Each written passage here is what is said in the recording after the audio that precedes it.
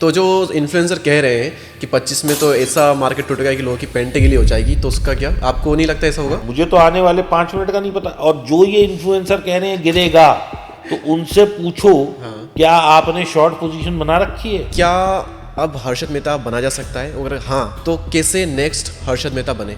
देखिए, वेल्थ जो होती है वो कभी भी पैसे लगाने से नहीं बनती, वो दिमाग लगाने से बनती है। क्या बात है भाई, उन्होंने मुझे करंट ईयर का लॉस दिखाया है 4.25 करोड़ का। आपने कहा था कि लोन लेके ट्रेडिंग करो, जो है? बहुत, हाँ आपने कहा था इंडिया में रियल इस्टेट स्टॉक मार्केट से ज़्यादा रिटर्न दे सकता है, ये सच या झूठ है? झूठ है। ट्रेडिंग एक फुल टाइम करियर हो सकता है, सच या झूठ? सच। जो लॉस में है वो ऑप्शन बाइंग में लॉस में। ऑप्शन बाइंग में? जी। मेरे एक फ्रेंड है, उन्होंने ये चीज़ की थी कि उन्होंने राकेश झुनझुनवाला का पोर्टफोलियो जब पब्लिक हुआ था तो उन्होंने देखा कि कोई स्टॉक है जो कि काफ़ी सस्ता मिल रहा है, उन्होंने वो स्टॉक लिया। उस स्टॉक में उन्होंने 12,000 रुपये लगाए थे और 2 से 3 साल के अंतराल में वो 12,000 बन गए 6.5 लाख। उन्होंने कॉपी करके ये चीज़ की। आपने कभी किया ऐसा? और मान लो 1 करोड़ है मेरे पास, जो कि मुझे इन्वेस्ट करने, मेरे बाकी काम में नहीं आ रहे, मेरे पास रखे हुए हैं, तो इन 1 करोड़ को आज की डेट में कहाँ कहाँ कितना परसेंटेज इन्वेस्ट मुझे करना चाहिए? 2000 से ज़्यादा म्यूचुअल फंड की स्कीमें बाजार में हैं। 60% are not even able to be in profit, वो लॉस में है। इस चलती मार्केट में भी 60% स्कीमें। Mutual funds? जी। क्या बात कर रहे हो? हाँ जी, हाँ जी। कि सर हेल्थ पे काम नहीं करते, मोटे हो गए हैं, और इस तरह की बहुत कमेंट करते हैं। तो स्वागत है आपका हमारे चैनल पर। Thank you Deepak, thanks a lot, thanks for inviting me to Deepcast. मेरा पहला क्वेश्चन आपसे ये था, जो कि मैं काफ़ी टाइम से किसी फाइनेंशियल क्रिएटर से पूछना चाहता था, लेकिन आपसे ही पूछूंगा मैं, कि क्या अब हर्षद मेहता बना जा सकता है? अगर हाँ तो कैसे नेक्स्ट हर्षद मेहता बने? देखो, ये पहला क्वेश्चन तो क्या ये पॉसिबल है? सवाल ही गलत है। ये सवाल ही गलत है। ये कोई अब हर्षद मेहता नहीं बन सकता, क्योंकि हर्षद मेहता जिस टाइम में था उस टाइम में एक्सचेंज के वॉल्यूम्स और टर्नओवर वो बहुत कम थी। ठीक है ना? वो इतनी कम थी कि एक आदमी जो 500,000 या 5,000 या 2,000 करोड़ लेके बैठा होता था वो पूरे एक्सचेंज को हिला सकता था। अच्छा। आज की तारीख में जहां इंडिया की सबसे बड़ी कंपनी की बात करें हम, रिलायंस, तो उसका मार्केट कैप 20 लाख करोड़ है। अगली जो है उसका 18 लाख करोड़ है, और उससे अगली जो है 16 लाख करोड़ है। हाँ। तो आप समझते हैं कि इतने बड़े शेयर्स या इवन जो छोटे शेयर हैं उनको हिलाने के लिए कितना पैसा चाहिए। सेकेंडली, उस टाइम में हर चीज़ मैनुअल होती थी। आपने वो हर्षद मेहता में देखा होगा, वो बोलियां लग रही हैं 200 200 200 500 500 800 300, मेरा बेच दो, मेरा खरीद लो। अब आजकल सब चीज़ कंप्यूटराइज्ड है। लेकिन सर मेरा और जो मेरी क्वेश्चन है जानकारी यहाँ तक मेरा है। जो क्वेश्चन है ना, वो इस फॉर्म में नहीं था कि हर्षद मेहता जैसा स्कैम कोई अब कर सकता नहीं कर सकता। हर्षद मेहता के जैसा माइंडसेट और उसके जितना अमीर स्टॉक मार्केट से, क्या वो बना जा सकता नहीं बना जा सकता? या फिर हम रिप्लेस करते हैं क्वेश्चन को, बिल्कुल बना जा सकता कैसे है। नेक्स्ट राकेश झुनझुनवाला बने, इसको हम इससे रिप्लेस कर सकते हैं? आप देखिए, इन्वेस्टिंग करिए, राइट टाइम पे राइट इन्वेस्टमेंट अगर आप करेंगे। और देखिए, कहना बहुत आसान है राकेश झुनझुनवाला बनना या वॉरेन बफे बनना या हर्षद मेहता बनना। राकेश झुनझुनवाला जी ने ऐसा नहीं था कि सुबह आए और कोई भी शेयर खरीद लिया। उन्होंने जो शेयर खरीदा उसके बारे में पूरी स्टडी करी, उसकी मैनेजमेंट की स्टडी करी, उसके फंडामेंटल्स की स्टडी करी, और उसमें एक लंबा अरसा बने रहे। टाइटन का शेयर उन्होंने आज से 30 साल पहले खरीदा था और अभी तक बना हुआ है वो। 30 साल अभी तक बने हुए हैं? जी। अरे वाह। ठीक है। हालांकि राकेश जी का तो स्वर्गवास हो गया, लेकिन उनकी जो कंपनी या उनकी वाइफ है वो अभी तक बनी हुई है, होल्ड कर रहे हैं। ठीक है। तो आप, वेल्थ जो होती है वो एक दिन में नहीं बनती है। वेल्थ बनाने के लिए बहुत ज़्यादा आपको इन्फॉर्मेशन चाहिए, सीखना पड़ेगा। आप कोई भी ट्रेडिंग करें, कोई भी इन्वेस्टमेंट करें, अगर आप सीख के नहीं करेंगे तो आप समझ लीजिए कि आपका करना बेकार है। अच्छा। हाँ जी। ओके। तो क्या अगर 20 साल भी अगर हम देते हैं, मान लो 25 साल भी देते हैं, 30 साल भी देते हैं, तो भी क्या राकेश झुनझुनवाला बना जा सकता है? और अगर बना जा सकता है तो आपने कहा कि राइट टाइम पे राइट इन्वेस्टिंग, बिल्कुल वो कर सकते हैं आज की डेट में? आपको लगता है कोई नेक्स्ट निकलेगा? आपको लगता है कोई नेक्स्ट निकलेगा? क्यों नहीं निकलेगा? अच्छा। बिल्कुल कोई ना कोई निकलेगा। अच्छा। आप भी हो सकते हैं वो। देखिए दीपक जी, क्या होता है, it is very easy to say कि कैसे हो सकता है, लेकिन कहीं तो हो ही रहा है ना। यस। आज राकेश झुनझुनवाला और आप में या मेरे में क्या फ़र्क है? उनकी डीप डाउन स्टडी होती है, उन्होंने हर चीज़ के पीछे रीज़न और लॉजिक लगाया होता है, उनके हर स्टेप में कॉन्फिडेंस होता है। कि मैंने ये कंपनी ली है। अब उन्होंने कई दफ़ा ऐसा भी होता है कि 100 रुपये की कंपनी ले, वो 40 आ जाए तो वो तो बैठे रहते हैं, वो तो नहीं छोड़ के भागते मैदान, क्योंकि उन्होंने केवल कंपनी पे बैठ नहीं, कंपनी की मैनेजमेंट, कंपनी के प्रोडक्ट, कंपनी के पूरे इंफ्रास्ट्रक्चर और कंपनी आगे कैसा करने वाली है उस पर बैट किया होता है। उनको मार्केट के उतार चढ़ाव से फिर कोई फ़र्क नहीं पड़ता। यस, ठीक है ना। और फिर ये भी फ़र्क नहीं पड़ता कि उनका 3 रुपये या 5 रुपये या 50 रुपये वाला लिया हुआ टाइटन आज 3000 हो गया। For them it is a number. Yes, ठीक है ना। आप और हम और कोई भी आदमी हो 100 रुपये की चीज़ ले ले, 150 हो जाए, खलबली मचने लगती है। 150 से वो 120 आ जाए, हम लोग भाई साहब छोड़ के भाग जाते हैं मैदान। उनके साथ क्या ऐसा नहीं हुआ होगा कि जहाँ से उन्होंने लिया होगा वो पहले प्रॉफिट में आया होगा, फिर लॉस में आया होगा, फिर प्रॉफिट आया होगा, अगली बार फिर वो लॉस में आया तो वो छोड़ के भाग जाए। लेकिन उन लोगों की स्टडी होती है। अच्छा, और सीखना सबसे इम्पोर्टेंट है। ओके। तो सबसे आसान भाषा में कहें तो उनकी जो स्टडी होती है वो बहुत डीप डाउन होती है, बहुत बहुत deep। डीप वो करते हैं। उसके बाद में अपनी प्रोसेस पे वो ट्रस्ट करते हैं। बिल्कुल। मार्केट छोड़ के नहीं भागते, चाहे डाउन हो, और छोड़ते भी नहीं। अगर वो प्रॉफिट में हो तो भी इसको छोड़ना नहीं है। Yes। हमारा टारगेट बहुत लंबा है। ओके, तो ये जो बड़े बड़े इन्वेस्टर है जो कि इतना डीप डाउन स्टडी करते हैं, तो इनके पोर्टफोलियो आई थिंक पब्लिक होते हैं, जी। तो इनकी शेयर हम देख सकते हैं, इनकी होल्डिंग देख बिल्कुल। सकते हैं। तो क्या हमें उनकी होल्डिंग देख के हमें वो कॉपी कर लेना चाहिए? अगर आपको लगता है आपको उनके ऊपर ट्रस्ट है तो आप ज़रूर करें। कोई देखिए, मेरे कहने से और मेरे ना कहने से कोई कॉपी और ना कॉपी तो करने नहीं वाला। और पहली चीज़, वो कितनी ऑथेंटिक है। जो पोर्टफोलियो आपको ऑनलाइन दिख रहा है कि ये किसी एक्स का पोर्टफोलियो है या ये वाई का पोर्टफोलियो है, अगर आपको लग रहा है वो जेन्युइन है तो आपको भी कोई नहीं रोक रहा, आप भी कर सकते हैं वो इन्वेस्टिंग। अच्छा, लेकिन ये अगर आप करते हैं तो आपको ये समझ होनी चाहिए कि उसका माइंडसेट और आपका माइंडसेट क्या है। अच्छा, उन्होंने अगर 100 रुपये में ली है, वो 100 ज़ीरो भी हो जाए तो उनको फ़र्क नहीं पड़ने वाला। आपके पास इतनी पूंजी होनी चाहिए कि वो आपकी डिस्पोजेबल इनकम होनी चाहिए, यानी कि जिसको कि ज़ीरो भी आप कर लें तो फ़र्क ना पड़े। देखिए, वेल्थ जो होती है वो कभी भी पैसे लगाने से नहीं बनती, वो दिमाग लगाने से बनती है। क्या बात है, नाइस। दोस्तों, गिरते मार्केट में दीपक वाधवा जी ने क्या किया, ये जानने से पहले आप 1 मिनट मेरी बात सुनिए। स्टॉक मार्केट में अभी भारी गिरावट चल रही है, सभी के पोर्टफोलियो बहुत ही ज़्यादा डाउन चल रहे हैं। अब ऐसे में हमें समझ नहीं आ रहा कि करें क्या खरीदें और क्या बेचें। वेल, इसका टेंशन मत लो, मेरे पास में इसका एक बहुत ही अच्छा सॉल्यूशन है और वो है यूनिवेस्ट ऐप। इस ऐप पर आपको सेबी रजिस्टर्ड रिसर्च एनालिस्ट से short term and long term की रिकमेंडेशन मिल जाती है। चाहे आप इक्विटी, F&O या कमोडिटीज में ट्रेड करते हो, सभी की रिकमेंडेशन आपको यहाँ पर मिल जाती है। और सिर्फ रिकमेंडेशन ही नहीं, बल्कि कब बाय करना है, कब सेल करना है, क्या टारगेट है और क्या स्टॉप लॉस है, इन सभी की नोटिफिकेशन आपको यूनिवेस्ट ऐप के साथ साथ व्हाट्सएप पर और टेलीग्राम पर भी मिलती है। और इसी के साथ में अगर आप अपना पोर्टफोलियो यूनिवेस्ट से लिंक कर लेते हो, देन आपको फ्री में AI बेस्ड इंसाइट मिलती है। जैसे कि आपकी जो भी इन्वेस्टमेंट है वो अगर बेकार है तो उससे आप एग्जिट करके एक अच्छी इन्वेस्टमेंट को मल्टीप्लाई कर सकते हो। और सबसे बेस्ट पार्ट की 40 लाख से भी ज्यादा यूजर्स ऑलरेडी यूनिवेस्ट ऐप पर अपना ट्रस्ट दिखा चुके हैं। साथ ही इकोनॉमिक टाइम ने इसे इंडिया का नंबर 1 स्टॉक रिकमेंडेशन प्लेटफॉर्म का अवार्ड भी दिया है। अब ये इतना ज्यादा पावरफुल फीचर वाला अगर एप्लीकेशन है तो इसका प्राइस क्या होगा? प्राइस है ओनली 183 रुपीज पर मंथ इनका सब्सक्रिप्शन है। लेकिन अगर आप डिस्क्रिप्शन में या फिर कमेंट सेक्शन में दिए हुए लिंक से ज्वाइन करते हो तो आपको 3 फ्री रिकमेंडेशन तो मिलती ही है, साथ में आपको सब्सक्रिप्शन प्लान पर 80% डिस्काउंट भी मिलता है। तो जल्दी से डाउनलोड कीजिए यूनिवेस्ट ऐप को और अपनी ट्रेडिंग जर्नी को एक अलग ही लेवल पर ले जाइए। मेरे एक फ्रेंड है, उन्होंने ये चीज़ की थी कि उन्होंने राकेश झुनझुनवाला का पोर्टफोलियो जब पब्लिक हुआ था तो उन्होंने देखा कि कोई स्टॉक है जो कि काफ़ी सस्ता मिल रहा है। उन्होंने वो स्टॉक लिया। उस स्टॉक में उन्होंने 12,000 रुपये लगाए थे और 2 से 3 साल के अंतराल में वो 12,000 बन गए 6.5 लाख। उन्होंने कॉपी करके ये चीज़ की। आपने कभी किया ऐसा? नहीं, मैं कभी इन्वेस्टिंग नहीं करता। इन्वेस्टिंग करते ही नहीं आप तो चैप्टर ही वहीं पर क्लोज हो जाता है फिर तो। पर यही कि आप बहुत डीप डाउन स्टडी करें और फिर अपनी प्रोसेस पे ट्रस्ट करें।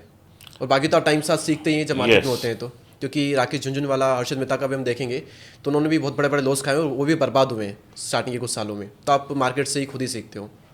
ओके, अच्छा, सितंबर से ही मार्केट डाउन है। सितंबर, अक्टूबर, नवंबर, दिसंबर, अब जनवरी भी चला जाएगा थोड़े दिन बाद। इतना डाउन मार्केट चल रहा है तो डाउन मार्केट में आप क्या कर रहे हैं? आपने इन्वेस्टिंग की इस अपॉर्चुनिटी में? देखिए, फिर मैं आपको बताता हूँ दीपक, मैं ना ट्रेडर हूँ। ट्रेडर और इन्वेस्टर में फ़र्क होता है। इन्वेस्टर क्या होता है, वो आज इन्वेस्ट करेगा और वो कम से कम 10-5 साल बाद देखेगा कि मुझे क्या करना है। ट्रेडर, मैंने आज सुबह 9:30 बजे पैसा लगाया, मुझे 3 बजे तक रिजल्ट नहीं मिला तो अगला दिन, अगर तब भी रिजल्ट नहीं मिला तो उससे अगला दिन, 2 से 3 दिन में मेरी तो पोजीशन निकल जाएगी, क्योंकि मैं ट्रेडर हूँ।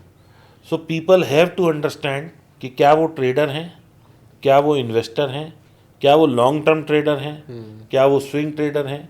अगर आप इसका फ़र्क नहीं कर पा रहे तो आप हमेशा फंसेंगे ही फंसेंगे। ओके। क्योंकि मेरा सिंपल सा है कि मैंने मान लो 100 रुपये में चीज़ ली, मैंने आज उसे पूरे दिन रखा, कुछ नहीं हुआ, अगले दिन वो 97 गई, मैं बैठा हूँ, फिर वो 100 गई, मैं बैठा हूँ, वो 105 गई तो मैं निकल जाऊँगा, 95 गई तो मैं निकल जाऊँगा। ओके। मेरा रिस्क और रिवॉर्ड हमेशा फिक्स है, फिक्स है।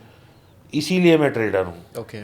एक कामयाब ट्रेडर और एक नाकामयाब ट्रेडर में यही फ़र्क होता है कि वो लॉस तो 100 रुपये की चीज़ का 40 रुपये तक देखेगा, लेकिन प्रॉफिट में 2 रुपये में निकल जाएगा। तो रिस्क टू रिवॉर्ड कभी उसका मैच ही नहीं होगा। Correct correct. ये और इसलिए बर्बाद भी होते हैं कि प्रॉफिट तो जल्दी निकाल लेते हैं, लॉस Yes. तो आखिरी तक नहीं निकालते जब तक जीरो ना हो जाए। Okay okay. तो मतलब डाउन में आपने इन्वेस्टिंग की ही नहीं है, पर आपको नहीं लगता आपने मिस किया? अगर आपके पास में पैसा है थोड़ा बहुत भी अच्छा खासा, तो फिर आपको इन्वेस्ट करना चाहिए। डाउन मार्केट में तो ऑब्वियसली मार्केट उठेगा तब आपका पैसा बनेगा ही ना, तो गारंटी है, तो फिर आप क्यों नहीं कर रहे हो? देखिए क्या है कि मेरा ये प्रोफेशन है, ये प्रोफेशन है, लेकिन फिर भी इन्वेस्टिंग। अभी मैं आपको Okay. क्लैरिटी दे देता हूँ। ओके ओके इन्वेस्टिंग किन लोगों को करनी चाहिए और ट्रेडिंग किन लोगों को करनी चाहिए। ओके। जो लोग कुछ और काम करते हैं, यानी कि जॉब करते हैं, दुकान चलाते हैं, फैक्ट्री चलाते हैं, सैलरी लेते हैं, पॉडकास्ट करते हैं। पॉडकास्ट करते हैं, और उनकी सोर्स ऑफ इनकम कुछ है और उनको सिर्फ टाइम पास करने के लिए कुछ स्टॉक मार्केट में करना है, they should become investors. They should become investor. Okay. मेरे लिए, मैंने 1 तारीख से 30 तारीख तक जो भी काम किया, मेरे को अगले 1 तारीख को अपने खर्चे चलाने के लिए पैसा चाहिए, हाँ। तो वो मैं ट्रेडिंग से निकाल सकता हूँ। Okay. Trading is like a business, investment is like कि आपने इन्वेस्ट कर दिया, जब आपको प्रॉफिट आएगा तब निकलेंगे। ओके। लेकिन यहाँ लोग गलती क्या करते हैं कि वो होते तो इन्वेस्टर हैं, लेकिन बिहेव जो है वो लोग करते हैं ट्रेडर जैसा। यस। ठीक है ना। हाँ। और जो लोग ट्रेडर होते हैं वो क्या गलती करते हैं, वो होते तो ट्रेडर हैं लेकिन वो लॉस ले लेते हैं इन्वेस्टर जैसा या इन्वेस्टिंग जैसा। हाँ, तो इसलिए आपने अपना को फोकस कर रखा है कि मैं ट्रेडर हूँ, तो मैं वही ट्रेडर रहूँगा। हूँ जी, मेरे को छोटा खाना है, छोटा देना है बस। Okay okay. तो अच्छा, ट्रेडिंग की क्या स्ट्रेटेजी आपने यूज़ की फिर इसमें डाउन मार्केट में? आज ऐसा तो नहीं कि आपका बहुत बड़ा लॉस हो गया हो इस डाउन मार्केट में? देखिए जी, मेरे तो आपका तो बाजार फिक्स है कि बाजार ऊपर जा रहा है हाँ। तो मैं ऊपर की धारा में ट्रेड लेता हूँ, बाजार नीचे जा रहा होता है तो मैं सेल करके ट्रेड लेता हूँ। ओके। मैं आई गो विद द फ्लो, जिस धारा में नदी बह रही है मैं उसी धारा में चलता हूँ। मैं ये ऐसे गाना नहीं गाता कि पर्वतों से आज मैं टकरा गया, तुमने दी आवाज़ तो मैं आ गया। भाई ऐसा कुछ नहीं है। ना मैं पर्वतों से टकराता हूँ, ना मैं नदी की धारा के विपरीत चलता हूँ। अच्छा। बाजार कह रहा है भैया आज सेल में बैठेंगे तो हम भी सेल में बैठेंगे। बाजार कह रहा है बाय में बैठेंगे, हम बाय में बैठेंगे। ओके। बाजार बाय जाते जाते सेल में आ जाए, हम चुपचाप छोटा सा लॉस लेके हाथ जोड़ के निकल जाएंगे। लड़ना नहीं है बाजार से, अच्छा। ना हमारी ताकत है हाँ। ना हमारी हिम्मत है। ओके। आपने कहा कि मैं धारा के साथ बह जाता हूँ, तो धारा तो काफ़ी तेज बही है पिछले 2-3 महीनों में, तो आपकी तो धारा भी तेज डाउनवर्ड बही धारा है? है। तो आपकी धारा तेज बही है, फिर हाँ। आपका फिक्स ही रहता तो उसी में आप? मैं तो भैया 2% 3% लेके निकलना है तो निकलना ही है। अच्छा, ऐसा? मैं तो 100 की चीज़ ली है भाई साहब, वो 105 पे निकलना ही निकलना है। ओके। और अब लास्ट टाइम जब हम मिले तो आपने कहा था कि मैं डेली 3 करोड़ से ट्रेडिंग करता हूँ, तो अभी वो अमाउंट सेम है, अभी थोड़ा बढ़ा सेम है जी, जो सेम है? जो प्रॉफिट आता जाता है वो मैं निकालता जाता हूँ। मैं 3 करोड़ से ना कम करता हूँ ना ज़्यादा करता तो प्रॉफिट ऐसा नहीं कि कंपाउंडिंग करते हैं थोड़ी 3 हूँ। ना से? जी ना, बिल्कुल ये यही फिगर है बस। अच्छा, 3 ही? कब तक ये रखेंगे आप 3 करोड़? जब तक मैं कर पाऊंगा ट्रेडिंग। सिर्फ 3 का ही रहेगा जी। आपका? तो इन्फ्लेशन बढ़ रही है, तो आपको नहीं लगता कि यहाँ पे मुझे बढ़ाना चाहिए 5-7% ईयरली या फिर 10% नहीं ईयरली? जी, इसमें जितना आ रहा इसी है में वो खुश हो? सफिशिएंट है। अच्छा, तो प्रॉफिट को फिर अपने खर्चे यूज़ करने में और बाकी जगह? ऑब्वियसली मेरे को गाड़ी घोड़ा EMI घर मकान किस्त बच्चे सब करना है। हाँ, तो जब प्रॉफिट जो होता है आपका, तो उससे खर्चे चलाने के बाद में अगर थोड़ा बहुत भी बचता होगा तो उसका क्या करते हो? उसको फिर इन ट्रेडिंग, आप इन्वेस्टिंग करते नहीं हो, ट्रेडिंग में आपका फिक्स है, तो उसको फिर कहीं इन्वेस्ट करते हो या सेव करते हो? सोना, गोल्ड। ओके। जमीन, अरे वाह। ठीक है, और क्रिप्टो, अरे वाह। कहीं भी इन्वेस्ट कर दो आप। बिजनेसेस, मतलब स्टॉक में आप इन्वेस्ट नहीं करते, बाकी जगह पे इन्वेस्ट करते मैं हैं? स्टॉक में भी करता हूँ, लेकिन मैं बहुत, जिसे कहते हैं ना, डिसिप्लिन ट्रेडर हूँ। तो जब मुझे दिखेगा कि हाँ बहुत अच्छा रेट आ गया है और बाजार में कंसोलिडेशन भी हो गया है, अब ब्रेकआउट होने की चांस है, मैं वहाँ पे घुसता हूँ। तो वही तो मैं पूछ रहा था पहले कि अभी इतने सारे स्टॉक इतने सस्ते मिल रहे थे, मिल रहे लेकिन हैं। उसमें अभी मेरे हिसाब से कोई मिला नहीं। अच्छा लेकिन अभी मुझे ऐसा लगता है कि बाजार में और गिरावट बाकी है। अच्छा। तो मैं जब मैं घुसूंगा, लेकिन मैं वहाँ भी ट्रेडर की तरह ही घुसूंगा। जैसे मान लो कि मैंने कोई ट्रेड 1200 रुपये में लिया या मैंने 100 रुपये में लिया, तो जब ये 100 का 125 होएगा या 15% 20% चल जाएगा, मैं बाहर हो जाऊंगा। क्योंकि मैं अपॉर्चुनिस्ट हूँ जी। मैं लंबे समय में नहीं खाना मैंने, मेरे को तो वहाँ भी तब भी मैं ट्रेडर ही रहूँगा। अच्छा, तो जो इन्फ्लुएंसर कह रहे हैं कि 25 में तो ऐसा मार्केट टूटेगा कि लोगों की पेंटे गिली हो जाएगी, तो उसका क्या, आपको नहीं लगता ऐसा होगा? मुझे तो आने वाले 5 मिनट का नहीं पता। और जो ये इन्फ्लुएंसर कह रहे हैं गिरेगा, तो उनसे पूछो क्या आपने शॉर्ट पोजीशन बना रखी है? क्या आपने 2 5 10 लाख रुपए शॉर्ट की तरफ लगा रखा है? और जो लोग ये कहते हैं उनसे बोलो कि फिर तो आप करोड़ों रुपए लगाओ ना। आप सिर्फ यूट्यूब पे आके या इंस्टा पे आके या ये सोशल मीडिया पे आके क्यों बोल रहे हो? इससे बेटर है कि आप दिखाओ, देखो जी मुझे लग रहा है 2025 में बाजार गिरेगा और ये मैंने 5 लाख रुपए की पुटें खरीद रखी हैं या 50 लाख की पुट खरीद रखी है। ऐसे चमकाओ ना। हाँ।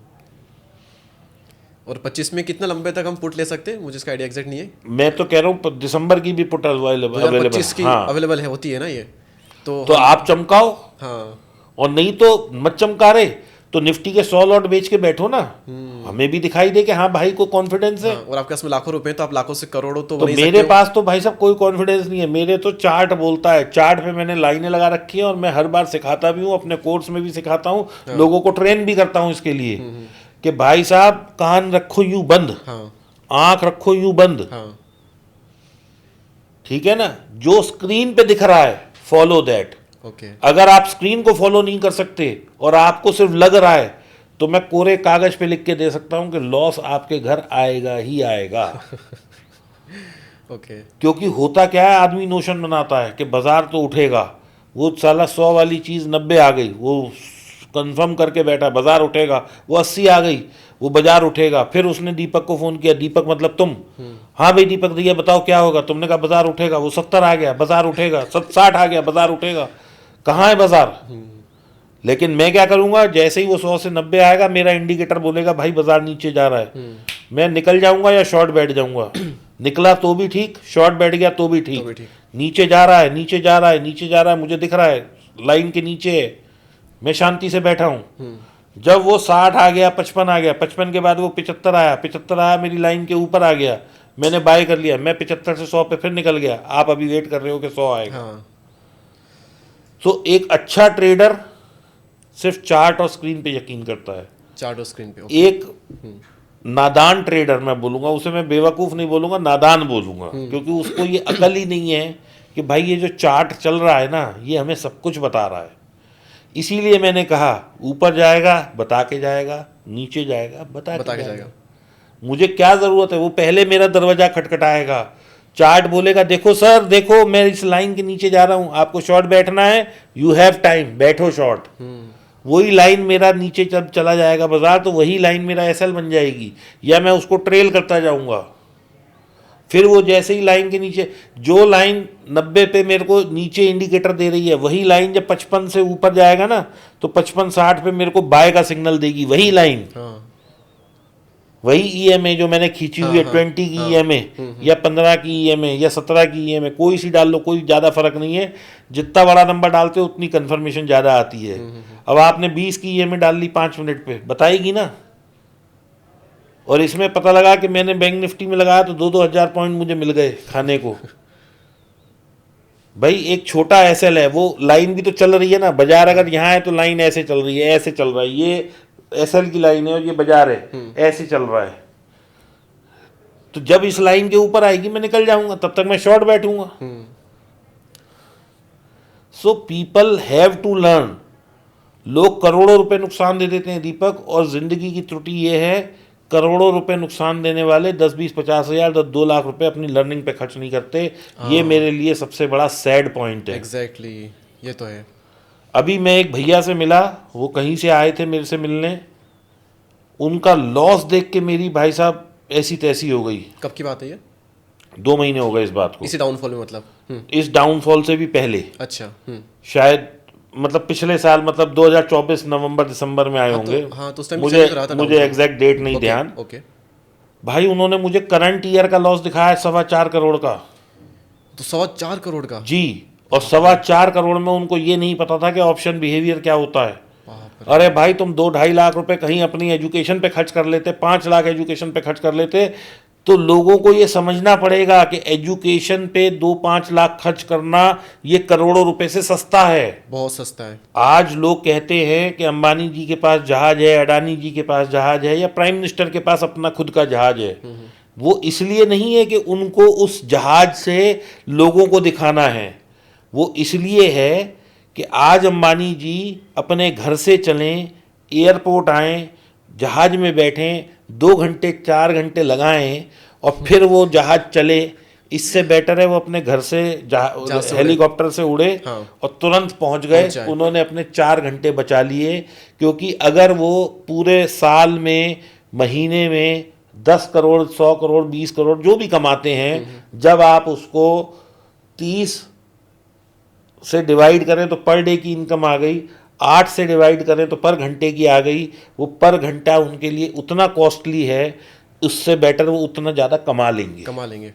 भले पैसे लग रहे हैं वहाँ पर, लेकिन वहाँ पर टाइम जो बचा है उस टाइम उससे बहुत ज़्यादा कमा टाइम की वैल्यू जिस दिन आदमी करना समझ लेगा, उस दिन भाई साहब पैसा घर आएगा। ओके। टाइम की वैल्यू बेसिकली क्या है कि आप ये सोच रहे हैं कि ये जो आप खाली ठल्ले बैठे हैं, या आप अरे चल आज नहीं हुआ कल हो जाएगा, जब ये एटीट्यूड रखेंगे तो इस एटीट्यूड में आप क्या रख रहे हैं? आप अपने टाइम और अपॉर्चुनिटी कॉस्ट कैलकुलेट ही नहीं कर रहे। अब मैं तुम्हें बताता हूं तुम्हारे टाइम की क्या वैल्यू है। अगर तुम 10 लाख रुपए महीना कमाते हो तो 10 लाख को 30 से डिवाइड कर दो। 10 लाख को 30 से? लो मैं करके ही बता देता हूं तुम्हें, तुम निकाल लो अपना कैलकुलेटर। फोन चार्जर पे उधर। तो 10 लाख को डिवाइड करा हमने 30 से, यानी 33,333 रुपए आ गए। इसको डिवाइड कर दो 8 से, यानी कि तुम्हारे पर घंटे की कॉस्ट जो है वो 4,167 रुपए है। 4166 रुपीज पर आवर के तुम आदमी हो, 8 घंटे अगर तुम काम करते हो। और अमूमन आदमी 8 घंटे ही एवरेज काम करता है।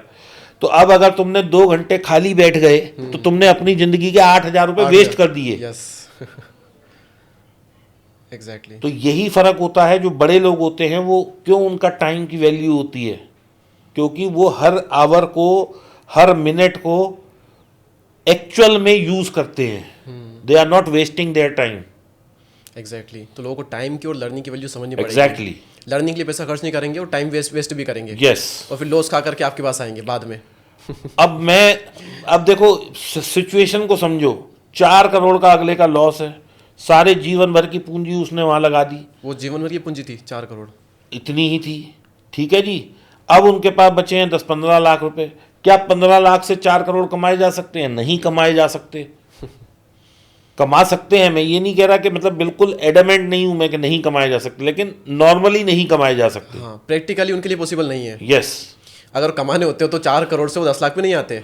15 लाख के अगर आप हर साल डबल भी कर रहे हो तो आप सोचो कितने साल लगेंगे। 15 के 30, 30 के 60, 60 के 1 20 के ऐसे, फिर वैसे।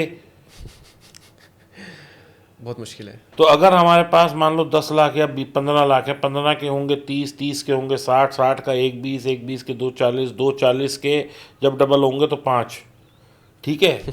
तो ये कितने साल का प्रोसेस है? हर दूसरे तीसरे साल, या अगर हम 2% महीने का कमाएं तो हर 4 साल में डबल होएगा पैसा। हाँ। तो अगर हमें 5 बार डबल करना है तो 25 साल का प्रोसेस है। एक साल में आपने 4 करोड़ से 15 लाख आए और 15 लाख से 4 करोड़ पहुंचने में 25 साल लगेंगे। 25 साल। आप जरा सोच के देखो कि आपने अपनी जिंदगी के साथ क्या भौकाल कर लिया है। और वो भी हम अनरियलिस्टिक रिटर्न रह रहे हैं 24%। हाँ, वो भी तब, और वो भी उनके लिए पॉसिबल नहीं और है। हम ये मान के चल रहे हैं कि जो ट्रेड आप लोगे वो सही होगा और वो हर बार 2% आप महीने का कमा लोगे। तो अच्छा, वो आपके पास में आए इतना बड़ा लॉस लेकर के, तो फिर आप उनको क्या एडवाइस देते हैं ऐसे में? मैं ये एडवाइस देता हूँ कि प्रभु ये पैसे भी बचा लो, क्योंकि 15 लाख एक्चुअली क्या है कि ये 15 लाख से आप स्टेबल ट्रेडिंग नहीं कर पाओगे। मैं तो आपको ठीक सिखा दूंगा, लेकिन आपके ऊपर हर वक्त एक वो बोझा रखा है 4 करोड़ रुपए का कि मुझे ये कमाने हैं, मुझे ये कमाने हैं, मुझे ये कमाने हैं, मुझे लोगों का कर्जा देना है, मुझे बच्चों की एजुकेशन पे खर्च करना है, मुझे अपने लिए गाड़ी लेनी है, मुझे घर लेना है। जो भी उस 4 करोड़ से आप करने वाले थे, हाँ, अब आपके ऊपर हर वक्त वो प्रेशर है, या वो बिजनेस का पैसा था आपको वापस बिजनेस में डालना है, तो आप सही डिसीजन ले ही नहीं पाओगे। आप प्रॉफिट लोगे 1 रुपए का, लॉस देखोगे 25 रुपए का, क्योंकि आपकी मेंटल साइकोलॉजी ऐसी बन जाएगी कि आपको हर ट्रेड में प्रॉफिट चाहिए। यस। तो अभी डाउन मार्केट में ऐसे आए पास में, आप लॉस वाले की तो हमेशा बात करते हैं, आप कहीं ना कहीं पॉडकास्टिंग में ये आया इतना लॉस लेके, तो ऐसा नहीं हुआ कि प्रॉफिट लेकर के भी लोग आपके पास आए? दीपक, प्रॉफिट में कोई नहीं आता, क्योंकि ये एक बड़ा कटु सत्य है हाँ, कि अगर तुम प्रॉफिट में हो तो तुम मेरे को फोन करके पूछोगे भी नहीं कि सर क्या करना है। क्या करना है? पूछेगा कौन? जो लॉस में होगा। प्रॉफिट वाला कभी नहीं पूछता। आज अगर तुम्हारा सब सही चल रहा है, बिल्कुल तुम ठीक चल रहे हो, तो हमारी 6 साल 6 महीने में राम राम होगी। अगर कहीं दिक्कत में हो तो तुम मुझे हर दूसरे दिन फोन करोगे। हाँ, तो फर्क है ना दोनों चीजों में, ये है बात। और कितने लोग आए इस डाउन मार्केट में आपके पास? मेरा व्हाट्सएप भरा पड़ा है, कम से कम नहीं तो अगर मैं तुम्हें दिखाऊं तो 800 से ज्यादा मैसेज तो ऐसे होंगे जो हम पढ़ ही नहीं पा रहे हैं। 800 मैसेजेस? जी। बाप रे बाप। अच्छा, अभी एक और पॉडकास्ट में मैंने आपका एक बहुत ही शॉकिंग स्टेटमेंट देखा था। आपने कहा था कि लोन लेके ट्रेडिंग करो, जो है? बहुत, हाँ आपने कहा था, और मैंने की है, आपने की है, मतलब लोन लेके ट्रेडिंग, ये सभी आपने कहा था। मैंने ये बोला था कि लोन लेके मैंने ट्रेडिंग की है। अगर आपको ये लगता है कि आप 100 रुपए के 200, 200 के 400, 400 के 800 या जो भी आप ट्रेडिंग करते हो उसमें आप हमेशा प्रॉफिटेबल हो, तो आप लोन लेके ट्रेडिंग करो, वरना मैं इसके फेवर में नहीं हूँ। अगर मैंने कहीं स्टेटमेंट दी है ये, तो आई एम एक्सट्रीमली सॉरी। मैंने ज़रूर शुरू में लोन लेके करी थी ट्रेडिंग, लेकिन मैंने जितना सीखा था उतना सीखने वाला बंदा भी होना चाहिए कोई। और आपने उसमें ये भी कहा था कि दिखा दो मेरे जितना डिसिप्लिन बंदा अगर हो तो कहीं पे। ये तो मैं हमेशा कहता हूँ। मैं तुम्हें इसका एक एग्जांपल देता हूँ। मैंने शायद, अभी हम जनवरी में बैठे हैं, नवंबर में हमने क्रिप्टो में कुछ ट्रेडिंग लाइव शुरू की थी। अच्छा। जो अभी भी मैं रोज रात को लाइव जाता हूँ। मैंने कुछ पोजीशन वहाँ ली थी, वो मैं आज तक कैरी कर रहा हूँ, मैं नहीं काट रहा। जबकि लोग मेरे से चैट में, लाइव में रोज मेरे से सवाल करते हैं कि सर प्रॉफिट बुक करो या लॉस करो, प्रॉफिट बुक करो या लॉस करो, यार नया ट्रेड लो।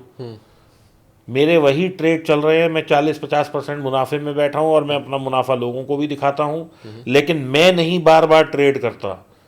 तो ये डिसिप्लिन आना बहुत ज़रूरी है। यस, क्योंकि मुझे कॉन्फिडेंस है मेरे चार्ट्स पर, मुझे कॉन्फिडेंस और किसी चीज़ पे नहीं है, मुझे मेरे चार्ट्स पे कॉन्फिडेंस है। और मैं आप लोगों को बता दूं, ये चीज़ देख लेना, क्रिप्टो मैं तो नहीं चला रहा, ना मेरी औकात है, ना मेरे बस की है। हाँ। लेकिन जहां मैंने 4 महीने से लाइन खींच रखी है, बाजार ना उसके ऊपर जाता है ना उसके नीचे जाता है। मेरा लाइव, पहला लाइव मेरा 7 नवंबर को आया था, 7 या 10 नवंबर को। हाँ। आप जाके देख लेना, जो मैंने लाइन वहां खींच दी है, आज हम जनवरी में बैठे हैं, हाँ। वो लाइन अभी तक बाजार रिस्पेक्ट कर रहा है। हाँ। उस लाइन को कहाँ खींचनी है कहने को वो सिर्फ एक यहाँ से यहाँ तक की लाइन है, लेकिन वो लाइन जिस कैंडल के ऊपर खींचनी है, वो चीज़ समझने में मुझे 8 साल लग गए। 8 साल? जी। बाप रे। जिस दिन मैंने वो लाइन खींची थी, उस दिन मेरे एक किसी से मेरी झड़प भी हो गई थी लाइव में। उसने मेरे को लाइव में ये लिख दिया था कि सर आपको चार्ट देखना नहीं आता, बिटकॉइन तो यहाँ से 1.5 लाख और 2 लाख जाएगा। ठीक है, $1.5 लाख? हाँ, 1.5 लाख 2 लाख डॉलर। हाँ। तो मैंने उससे पूछा क्यों? उसने कहा सर आपके हिसाब से ये नहीं चलता, इसमें अलग तरीके का वो होता है। मैंने कहा बेटे आप भी यही हो, मैं भी यही हूँ, मैंने ये भाल धूप में नहीं सफ़ेद करे। 8 साल मैंने चार्ट का अध्ययन किया है।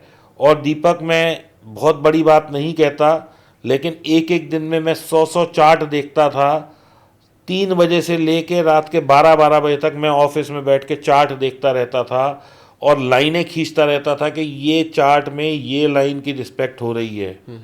मेरे साथ मेरे एक दोस्त भी थे जो लाइन पे बहुत, हम लोग चार्ट पे, मतलब हम लोगों ने इतना काम किया है, इतना काम किया है कि हमारी खींची हुई लाइन ये समझ लो कि मतलब मैं ये तो नहीं कहूँगा 100% चलती है, लेकिन हाँ अगर 80% भी चलती है तो मैं अपने को बहुत खुशकिस्मत मानता हूँ कि मेरे को अब लाइन ऐसी खींचनी आ गई है जहाँ पर कि चार्ट भी वहाँ आके रुक जाता है। अच्छा, तो जो इंडियन स्टॉक मार्केट का जो चार्ट है और क्रिप्टो मार्केट का जो चार्ट है वो सेम तरीके से काम चार्ट कोई सा भी मार्केट का हो सब सेम होते हैं। सेम होते हैं जी। अच्छा, ठीक है। और मेरे दो क्वेश्चन है। पहले जो क्वेश्चन मेरा था कि लोन लेकर के ट्रेडिंग आपने कहा था कि नहीं, मैंने इसके नहीं, आप फेवर एडवाइस नहीं दे रहे हैं, किसी को एडवाइस नहीं दे रहे हैं। आपने कहा था कि मेरे अंदर वो डिसिप्लिन था, वो डिसिप्लिन किसी के अंदर नहीं है। तो ये जो डिसिप्लिन है ये कैसे आएगा, और जो इमोशन होते हैं ना इनको कैसे कंट्रोल किया जाए, क्योंकि सबसे इंपॉर्टेंट चीज़ तो बिहेवियर है मार्केट में। देखो दीपक क्या है, ये मैंने शायद किसी एक पॉडकास्ट में और बोली थी, आज मैं दोबारा रिपीट कर देता हूँ। अब जिस आदमी ने वो 4 करोड़ का लॉस ले लिया, अब हम उसकी आगे की ज़िंदगी के बारे में चर्चा करते हैं 5 मिनट। बिल्कुल। अभी तक उसके बच्चे एक ऐसे स्कूल में पढ़ रहे हैं जहाँ की फ़ीस 1 लाख रुपए महीने की है, तो 2 बच्चे हैं 2 लाख हो गई, क्योंकि उसके अकाउंट में 4 करोड़ पड़े थे। तो उसको ये था मैं अपने बच्चों को बहुत अच्छी एजुकेशन दे सकता हूँ, और वो दे भी रहा था। घर में 6 गाड़ियाँ थी, मर्सिडीज से लेके बड़ी बड़ी तक। हाँ। अब वो नहीं रहेंगी। घर में जो आन मान शान थी वो थोड़ी सी नीचे आएगी। अब उसकी ज़िंदगी में क्या इम्पैक्ट आएगा इसका, सोशली उसको बहुत ज़्यादा हीन भावना आएगी कि मैं कहाँ से कहाँ आ गया। एग्जैक्टली। लेकिन उसको कोई फ़र्क नहीं पड़ेगा, क्योंकि वो अपनी आधी ज़िंदगी जी चुका है।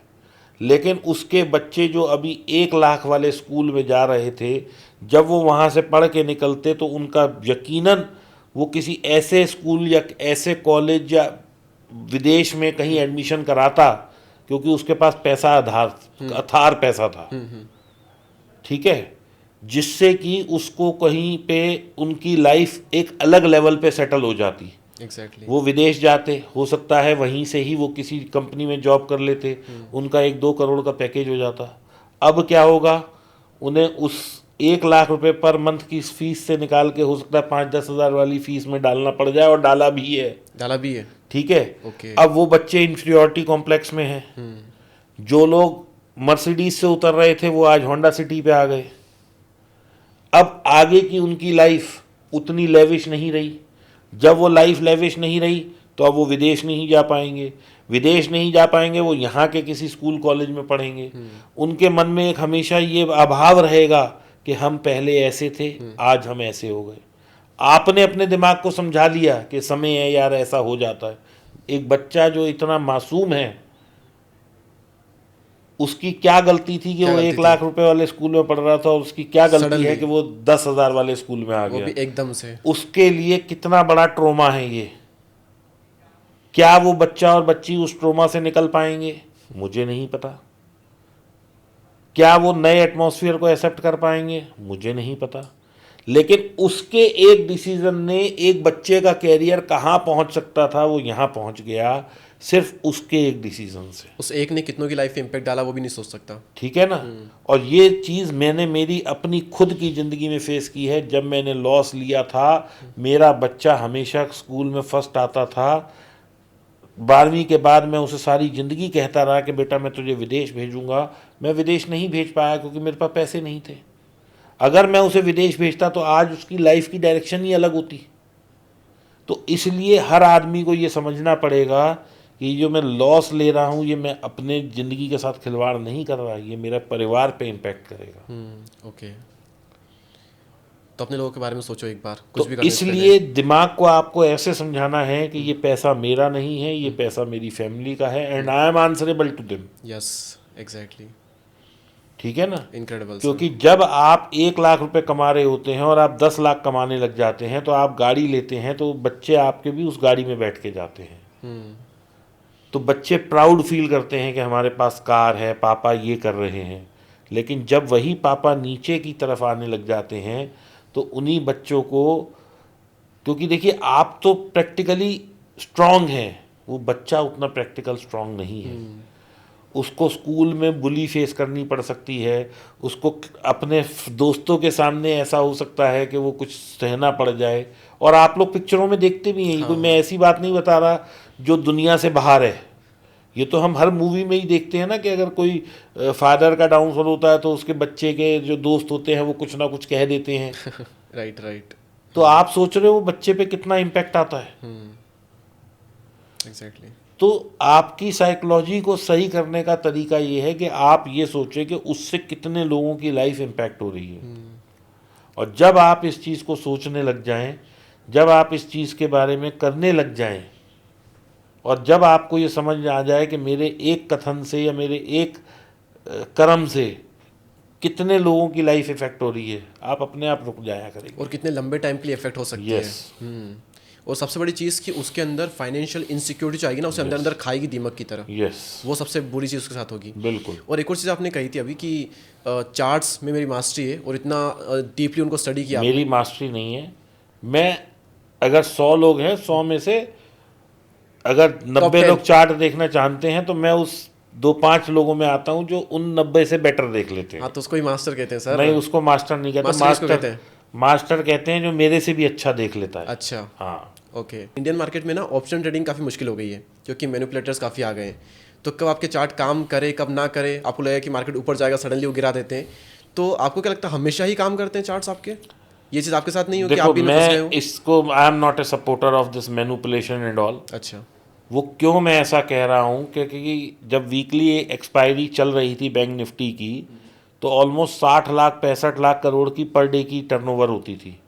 आज निफ्टी की 30-40 हज़ार करोड़ की पर डे की टर्नओवर है। 30-40 हज़ार करोड़, मैं कोई 30-40 लाख की बात नहीं कर रहा।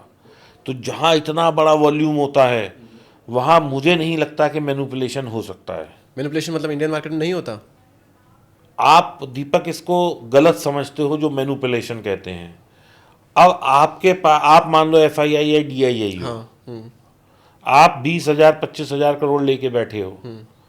आप देख रहे हो बाजार ऊपर जा रहा है।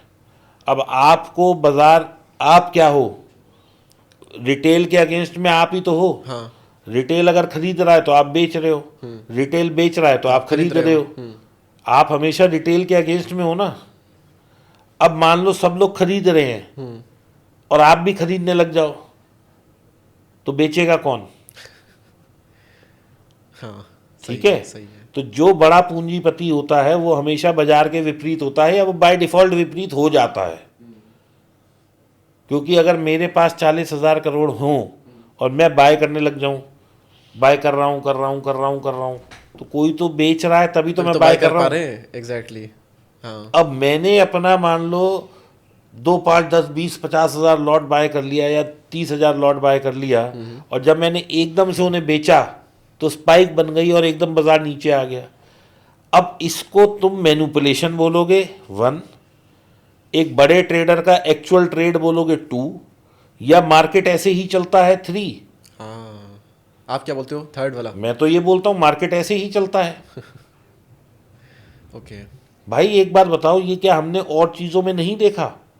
आज आपके आसपास कोई एक कॉलोनी कटी, वहाँ एक पूंजीपति आया, उसने बिल्डर से या जो भी उसका लैंड डेवलपर है उससे कहा भाई तुम क्या रेट दे रहे हो? उसने कहा जी मैं 25,000 रुपये गज में बेच रहा हूँ।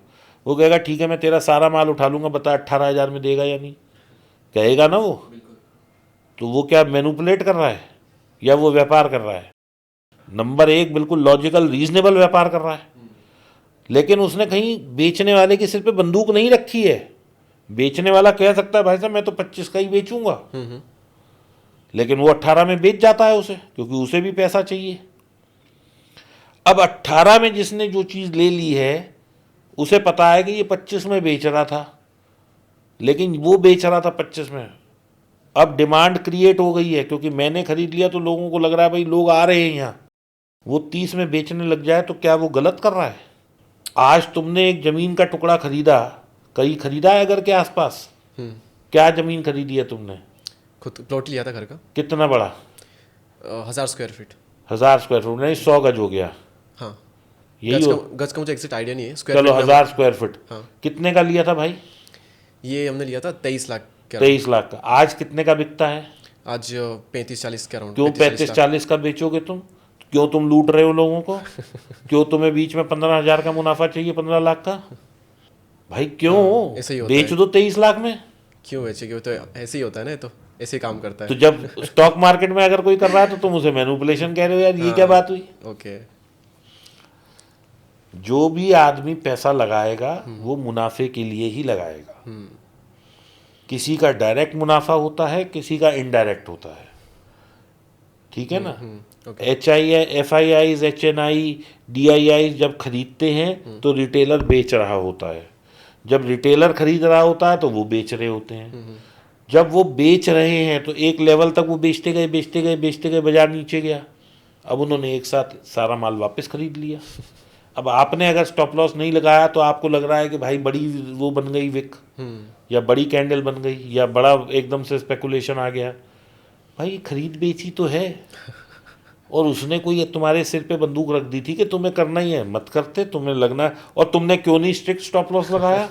आपकी गलती है, राइट। कोई खरीदेगा कोई बेचेगा, जब खरीदने वाला स्ट्रांग हो जाए तो बड़ी कैंडल ऊपर को बन जाती है, जब बेचने वाला स्ट्रांग हो जाए तो बड़ी कैंडल नीचे को बन जाती है। इसमें कोई ऐसा नहीं है कि दुनिया से बाहर की बात हो रही है। ओके। तो आपने अगर इतना ही इस पे यकीन है इंडियन मार्केट पे, तो आप क्रिप्टो में क्यों गए नवंबर में फिर? देखो क्रिप्टो एक क्या है, उभरता हुआ मार्केट है, अच्छा रिटर्न है वहाँ पे, हाँ। चीज़ें अगर आपको समझ आ जाए तो एक अच्छा बुल रन इस वक्त चल रहा है क्रिप्टो में। अच्छा। क्रेजी बुल रन मैं कहूँगा, अच्छा नहीं क्रेजी। अच्छा। और दूसरा मैं क्यों गया, अगर मेरी कैपिटल 100 रुपये की है इंडियन मार्केट में, तो मैं वहाँ केवल 10 पैसे से गया हूँ, पहली चीज़। दूसरा, आज से 6 महीने पहले तक crypto exchanges were not legal in India और FIU कंप्लाइंट नहीं थे। अभी 6-8 महीने से ये सब FIU कंप्लाइंट हो गए हैं, इंडियन मार्केट में लीगल हो गए हैं, तो मैं इसमें घुसा हूँ। ये जब तक लीगल नहीं थे मैं नहीं करता था। फॉरेक्स लीगल नहीं है, मैं नहीं करता, ठीक है ना। लेकिन हाँ, अगर कोई चीज़ लीगल है, अगर मैं कर रहा हूँ तो उसमें मैं नहीं समझता कि कोई गलत काम है। ओके, ठीक है। तो आपने कहा कि बुल रन चल रहा है और ब्राइट फ्यूचर क्रिप्टो का, तो जी। अभी ऐसा तो होता है ना कि बुल रन चलता है तो फिर ऐसे चलता है, तो जब यहाँ आता है तो न्यू भी आता है, तो वो जो पीक पॉइंट है क्या वो आ चुका है, फिर अभी हम बीच में ही कहीं पर है? फिर वही वाली बात, पंडित बनना और चार्ट पे यकीन रखना, दो चीज़ों में फ़र्क है। मैं पंडित नहीं हूँ, मुझे नहीं पता कि आज बिटकॉइन 1 लाख के ऊपर है, ये कल 10 लाख जाएगा, 2.5 लाख जाएगा, 1.25 लाख जाएगा, 1.15 जाएगा, 1.50 जाएगा। मैंने चार्ट में कुछ सिंबल, वो तरीके होते हैं जिससे कि आप उसका टारगेट प्रिडिक्ट कर सकते हैं। मैंने वो टारगेट प्रिडिक्ट कर रखा है। अब वहाँ से वापस आ जाएगा या वहाँ से और ऊपर चला जाएगा, इसका भी मेरी कोई प्रेडिक्शन नहीं है। मैं सिर्फ एनालिसिस कर सकता हूँ। ओके। जिस दिन चार्ट मुझसे कहेगा कि भाई साहब मैं ऊपर नहीं जा रहा, मैं नीचे को जा रहा हूँ, मैं अपनी पोजीशन छोड़ के बैठ जाऊँगा। और समय समय पर मैं ये बोलता भी रहा हूँ कि अगर इसके नीचे बिटकॉइन गया, मैं सब कुछ बेच के बैठ जाऊँगा। ओके। तो कितना लंबा टाइम का आप चार्ट बनाते हैं क्रिप्टो में? आपने क्या कहता है आपका चार्ट? मैं डेली चार्ट देखता हूँ। डेली के लिए करते हो, ठीक है। ये आपने पोजीशन कहा ना, मैंने पोजीशन बनाई थी नवंबर से अभी के लिए, तो उसके बाद ना गिर रहा है ना बढ़ रहा है। अगर बढ़ रहा है तो धीरे धीरे बढ़ रहा है, गिर रहा है तो जो हमने लाइन खींची है उससे नीचे जा नहीं रहा। जब तक उससे नीचे नहीं जाएगा हम पकड़ के बैठे रहेंगे। Okay, great. अच्छा, ये भी सुनने में मैंने सुना है कि आपकी वाइफ भी ट्रेडिंग करती है, हाँ और जी। आपका बेटा भी ट्रेडिंग करता है जी। आपने उसको भी सिखाया जी। तो उसने बड़े बड़े लॉस किया आपके बेटे ने? अच्छा, फैमिली में कोई है जो ट्रेडिंग नहीं करता है? आपकी बेटी भी शायद? मेरी बेटी है, वो कुछ नहीं करती, वो ट्रेडिंग नहीं करती? नहीं। अच्छा, तो आपके बेटे ने कभी लॉस खाया बड़ा? गलतियाँ उसने भी की होगी? गलतियां उसने भी की हैं, मैं ये नहीं कहूँगा कि उसने लॉस नहीं किया, लेकिन हाँ, कोई करोड़ों का लॉस नहीं है, कोई ऐसा लॉस नहीं है जो हम लोग बियर ना कर पाए। यस। शुरू में उसने शायद 1 लाख रुपए डाले, वो लॉस हो गए, कोई बात नहीं, फिर 50 डाले, लेकिन अब वो जो ट्रेड कर रहा है वो काफ़ी अच्छा ट्रेड कर रहा है अपनी उम्र के हिसाब से। क्या एज उनकी? 18 साल का 18 है, साल। ओके। लेकिन अपनी उम्र के हिसाब से he is a very good trader. Okay. हाँ। तो आपसे पूछते हैं, आपसे टिप लेते हैं, हाँ, करते हैं, फिर आप खुद मैं से करते हैं? सिखाता हूँ उसको। आप खुद से नहीं करते लेकिन अभी? मैं ट्रेड अपना अलग करता हूँ, वो अलग करता है, मेरी वाइफ अलग करती है, हम तीनों आपस में ट्रेडिंग डिस्कस नहीं करते। अच्छा, सही है। तभी भी आपसे सीखते हैं वो, या फिर आपने सिखा के बस हो गया आप जितना सिखाना था? बेटा सीखता है, पत्नी नहीं सीखती, वो तो। अच्छा, वो भी एक्सपर्ट ट्रेडर है अच्छे हाँ, खासे वो आपके अच्छी से? ट्रेडर है। तो आपके साथ रह करके वो बने, या फिर पहले से वो भी थे? देखो, जब मेरा स्ट्रगल का पीरियड था तो मैं सीख रहा था तो वो भी सीख रही थी। जैसे मैंने बहुत सारी यूट्यूब सीखी, बहुत सारे लोगों के इंटरव्यू देखे, मैं कई लोगों के पास सीखने गया, तो वो मेरे से पूछती थी कि क्या सीखा, कैसे सीखा, तो वो उससे कुछ निकाल लेती थी। उसने बहुत सारी बुक्स पढ़ी हैं, जो कि बुक्स मैं नहीं पढ़ता, मैंने लोगों से ज़्यादा सीखा है, उसने बुक्स से ज़्यादा सीखा। अच्छा। तो वो अपने अलग थ्योरीज हैं उसकी, मेरी अलग हैं, लेकिन अल्टीमेटली बाजार ऊपर जा रहा है तो सबके लिए ऊपर जा रहा है। ओके ओके, ठीक है। सर अभी हमें एक छोटा सा सच या झूठ, एक छोटा सा सेगमेंट रखते हैं यहाँ पर, फिर हमारे फिर से क्वेश्चंस रहेंगे, अच्छे इंटरेस्टिंग है काफ़ी आगे की ओर। तो सच है या झूठ है, ट्रू या फॉल्स, आप बताना कि इंडिया में रियल इस्टेट स्टॉक मार्केट से ज़्यादा रिटर्न दे सकता है, ये सच है या झूठ है? झूठ है। ओके, मतलब मार्केट ज़्यादा जी। आपका उस विश्वास है। मेरी जो रील थी 1,000 रुपए से 700 करोड़, हाँ, तो मुझे बता दो दुनिया में कौन सी ऐसी प्रॉपर्टी है उस जो पे आएंगे 1,000 अभी। की थी वो 700 करोड़ की हो गई। आएंगे लेकिन उस पे, शेयर मार्केट में ऐसा एक नहीं, मेरे पास 10 एग्जाम्पल हैं। अभी आएंगे उस पर, अभी और रीलें निकालेंगे। हाँ। अभी सच या झूठ पे हम रहते हैं। इंडियन मार्केट सिर्फ अमीरों के लिए है, सच या झूठ? झूठ। ओके। कुछ टाइम के बाद एफआईआई इंडियन मार्केट को बिल्कुल भी कंट्रोल नहीं कर पाएंगे, सच या झूठ? पार्शली सच। सच। ओके। ट्रेडिंग एक फुल टाइम करियर हो सकता है, सच या झूठ? सच। ट्रेडिंग एक जुआ है, सच या झूठ? झूठ। ओके। शॉर्ट टर्म फ्लक्चुएशन से एक इन्वेस्टर के लॉन्ग टर्म प्रॉफिट में बिल्कुल भी इम्पैक्ट नहीं पड़ता, सच या झूठ? सच। ओके। और ट्रेडिंग से बहुत पैसा क्विकली बन जाता है, सच या झूठ? झूठ। बन तो जाता है लेकिन वो खो भी जाता है, तो बन तो जाता है ना। हम तो 1 महीने 2 महीने 6 महीने का पकड़े तो नहीं बनता ना लोगों का। अच्छा, ठीक है। एक दिन का हाँ बन सकता है, लेकिन वो 5 दिन में खो देगा तो फिर तो नहीं बना ना। Okay okay. अब सर आपने बात की हमारी रील की, विप्रो वाली की। किसी ने अगर 1,000 रुपए 76 में 1976 में विप्रो में लगाए होंगे तो वो आज कितने होते? 1,000 रुपए के आज के डेट में? हाँ। No idea. फिर भी एक कोई तो रकम बोलो। 1,000 की 5 लाख, बहुत छोटा सोचते हो, 50 लाख, अभी भी तुम बहुत छोटा सोच रहे आप ही बता दो। हो। आगे बढ़ते जाओ, मैं कहीं रोकूंगा तुम्हें। 1 करोड़, आगे बढ़ो। 1,000 रुपए के हाँ। विप्रो में लगाए थे 1976 में। हाँ। 2 करोड़, और आगे बढ़ो।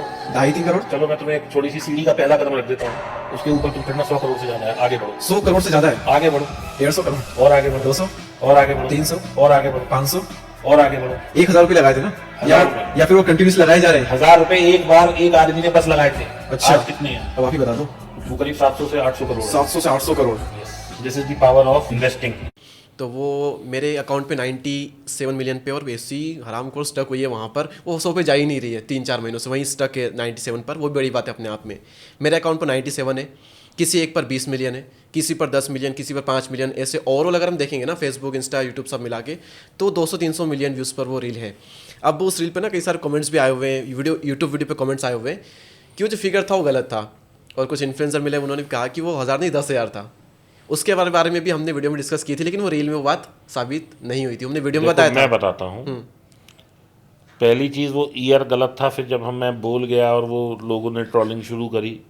अब आप एक चीज़ समझो, मैं एक इंसिडेंस की बात कर रहा हूँ, मैं एक वो सिंबॉलिक था, मैंने किसी को एक्चुअल फिगर नहीं दी थी, दैट इज़ ए सिंबॉलिक, और आप गूगल कर सकते हैं। 1,000 के 700 करोड़ थे, वो सही है, लेकिन 76 की जगह वो 80 था। 1980, 1980। 1980 में वो अपॉर्चुनिटी थी। ठीक है, वो अच्छा, अपॉर्चुनिटी थी ओके, और वहाँ ओके। लोगों को मिला भी है, अच्छा। राइट। लेकिन होता क्या है, लोग किसी से भी कोई चीज़ सीखने की बजाय ये ज़्यादा वो करते हैं कि इसको कैसे ट्रोल कर दिया जाए। हाँ, एग्जैक्टली। लोगों के अंदर सबसे बड़ी दीपक क्या है कि अगर मैं 10 बातें ठीक बोलूँगा तो उसको कोई अप्रिशिएट नहीं बोलेगा, लेकिन यदि मेरे से अज्ञानतावश या मेरी इतनी उम्र हो गई मैं चीज़ें भूलने लगा हूँ, उसके रहते एक सेंटेंस में कहीं हा का हे भी हो जाए तो लोग उसके लिए निंदा जरूर करेंगे। ये एक ह्यूमन नेचर है। मैं इसके लिए कोई किसी से शिकायत नहीं है। हाँ। लेकिन हाँ, मैं उन सब लोगों का हाथ जोड़ के नमस्ते और धन्यवाद ज़रूर करूँगा उनको जिन लोगों ने निंदा करी कि चलो आपने अपना काम ठीक किया, मैंने जो करना था मैंने अपने आप ठीक किया। यस, ठीक है ना। दूसरी चीज़, मैं लोगों से रिक्वेस्ट करूँगा कि कोई भी क्रिएटर हो, चाहे मैं हूँ, दीपक हो या कोई भी हो, ये पॉडकास्ट या ये रील, ये बहुत मेहनत और पैसे का काम है। ये फ्री नहीं होता।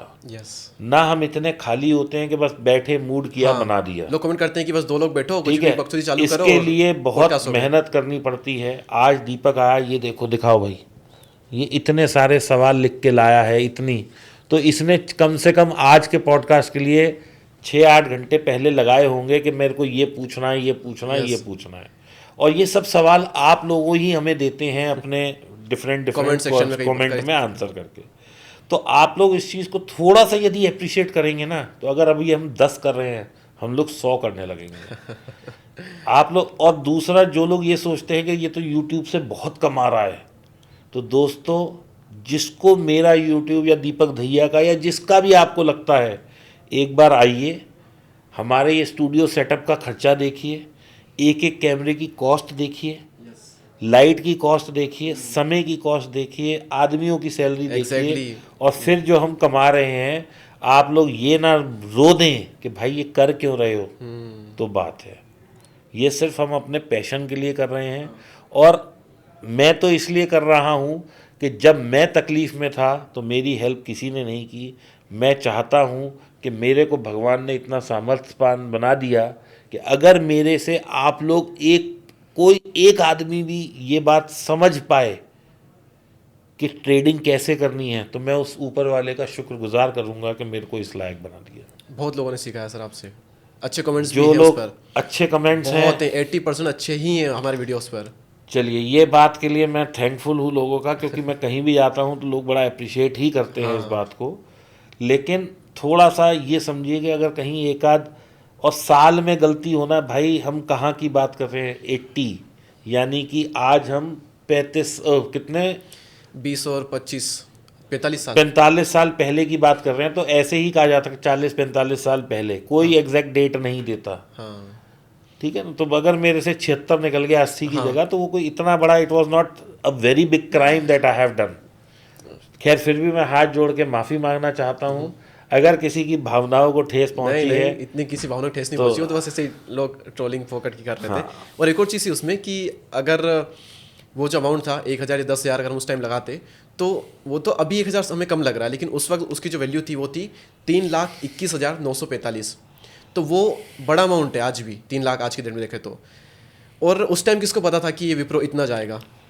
देखो दीपक, एक चीज़ समझ लो कि रिटर्न आपको हमेशा एक वो मिलती है, रिलेटिव, सिंबॉलिक नहीं, रिलेटिव। जो आदमी 1 रुपया लगाएगा उसको 1 रुपये के हिसाब से रिटर्न मिलेगी, जो 100 लगाएगा उसको 100 के हिसाब से मिलेगी, जो 1 लाख लगाएगा वो 1 लाख के हिसाब से मिलेगी। एग्जैक्टली। और जो तुमने बोला 3 लाख, वो 3 लाख लगाएगा वो 3 लाख के हिसाब से मिलेगी। ना मैंने उस वक्त किसी को रोका था 1 लाख लगाने से, ना मैं आज किसी को रोक रहा हूँ 1 करोड़ लगाने से। हाँ, आज ऐसा नहीं है, कोई लोग 5,000 से भी ट्रेड कर रहे हैं, कोई लोग 5 करोड़ से भी कर रहे हैं। और मैं ऐसे लोगों को जानता हूं जो 100 करोड़, 200 करोड़, 500 करोड़, 1000 करोड़, 2000 करोड़ से भी ट्रेड कर रहे हैं। अच्छा। तो ये एक नंबर जो है, ये हर किसी के लिए डिफरेंट है। आज मेरे लिए हो सकता है मेरे अकाउंट में मैं बड़ा दिख रहा हूँ, मेरे अकाउंट में 1000 रुपये भी ना हो, और तुम्हारे अकाउंट में 10 करोड़ रुपए पड़े हों। ये किसी ने नहीं कहा कि अगर मैंने 1000 बोला है तो 1000 ही लगाने हैं। इट इज़ जस्ट दैट कि इन्वेस्टमेंट गिवन अ टाइम। या एग्जैक्टली। ठीक है। अब लोग कह रहे हैं कि कहाँ लगाने हैं। भाई आप देखो वो कौन सी कंपनी थी, टाइटन, विप्रो। विप्रो की आप क्रेडिबिलिटी देखिए। आज की तारीख में अगर आपको ऐसा ही कहीं पैसा लगाना है तो चलो मैं आपको 15 कंपनियां गिनवाता हूँ। सबसे बड़ी हिंदुस्तान की कंपनी कौन सी है? रिलायंस। रिलायंस में आप पैसा लगाइए। दूसरे नंबर पे कौन सी है? TCS। TCS में लगाइए।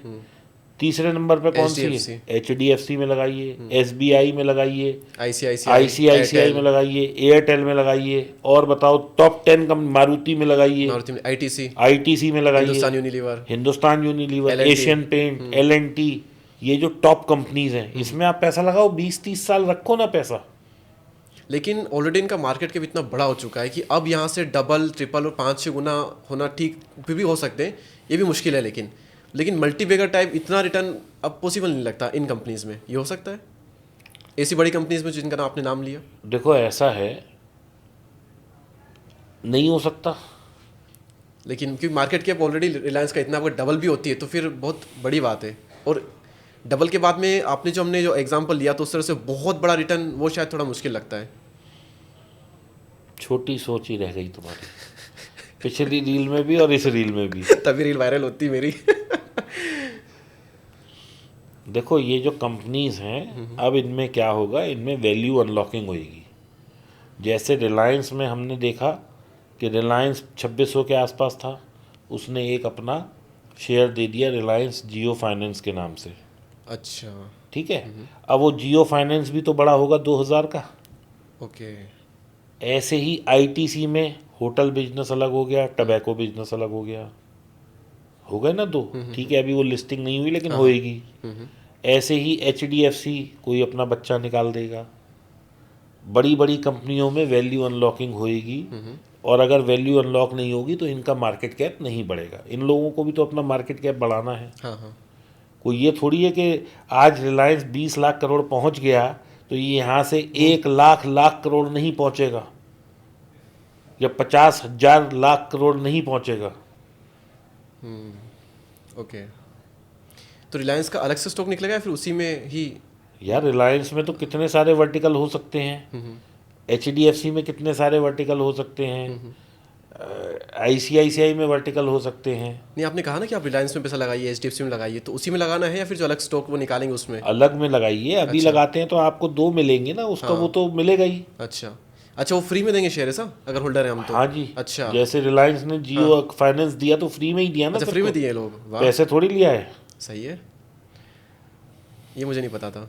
अब टाटा मोटर्स जिसके पास था उसको डिवीज़न हो रहा है, ईवी सेक्टर अलग हो रहा है, कॉमर्शियल अलग हो रहा है, तो ये 2 कंपनी हो गई। अब ये 2 की मार्केट कैप उतने के बराबर पहुंच जाएगी आने वाले कुछ सालों में जितनी की आज एक की है। हाँ, ओके, सही है।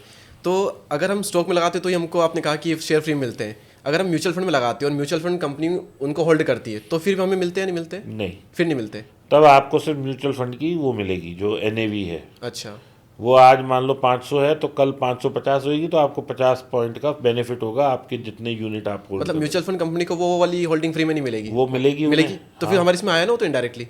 इनडायरेक्टली आया, लेकिन आपके पास कोई शेयर थोड़ी आते हैं, लिस्ट थोड़ी नहीं, शेयर नहीं आएगा, लेकिन हमारी एनएवी बढ़ेगी तो एनएवी प्रॉफिट बढ़ेगी, इनडायरेक्टली, वही मैं कह रहा हूँ। एनएवी बढ़ेगी। ओके ओके, मतलब म्यूचुअल फंड के थ्रू भी फायदा तो है हमारा वहाँ पर भी। अच्छा, आपने, हम विप्रो की बात कर रहे थे अभी, तो ऐसे और एग्जांपल है या फिर विप्रो ने सबसे ज़्यादा रिटर्न दिया इसलिए हमने उसका एग्जांपल लिया था? हमने उसने अच्छा दिया है। ऐसे ही 90 में किसी ने अगर मान लो इन्फोसिस में पैसा लगाया होता तो आज वो हज़ारों में ही, मैं सब बातें कर रहा हूँ, तो वो 23-25 करोड़ होते। टीसीएस में लगाया होता तो वो 50 करोड़ होते। एलएनटी में लगाया होता तो वो कई लाख आगे करोड़ होते। 1990 में? किसी का 90 में, किसी का 70 में, अच्छा। किसी का 80 में।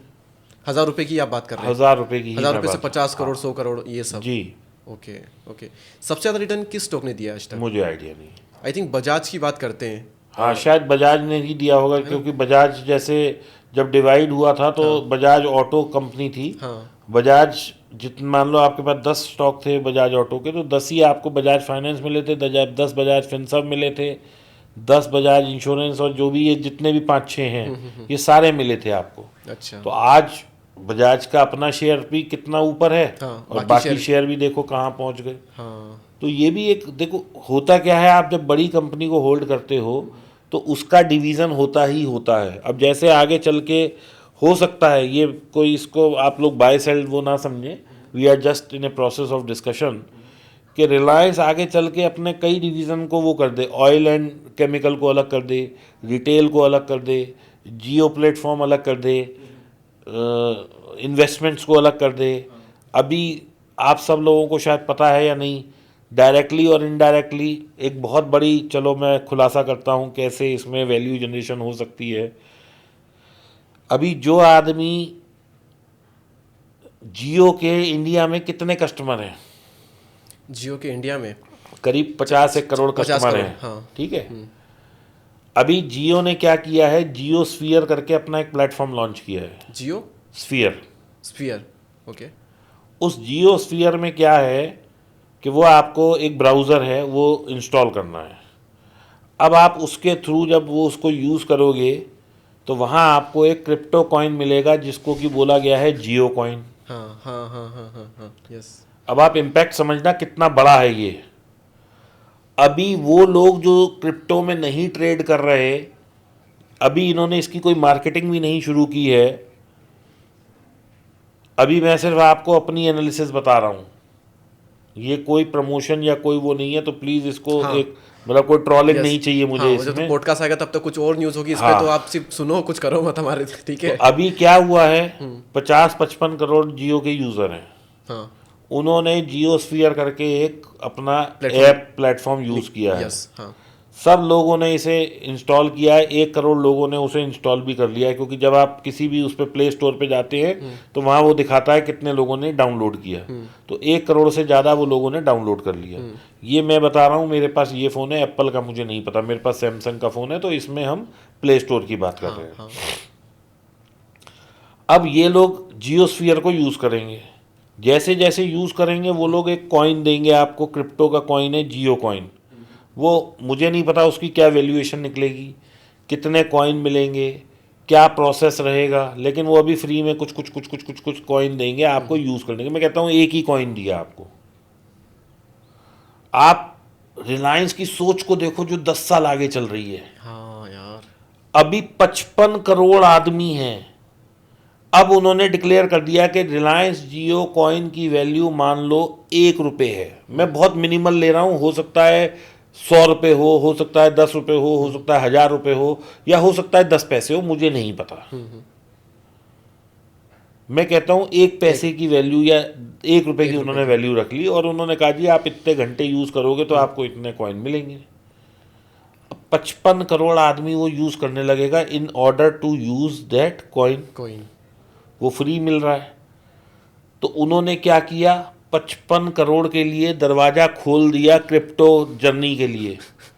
यानी कि आने वाले समय में 55 करोड़ नए लोग, या जो लोग अभी भी करते हैं, वो क्रिप्टो का दरवाज़ा खुल गया उनके लिए। क्योंकि हर किसी को लालच, आज तुमने अपना कह दिया, देखो आज मैंने जियो कॉइन में 500 रुपये कमाए, कितने लाखों लोग इस रेस में दौड़ने लगेंगे।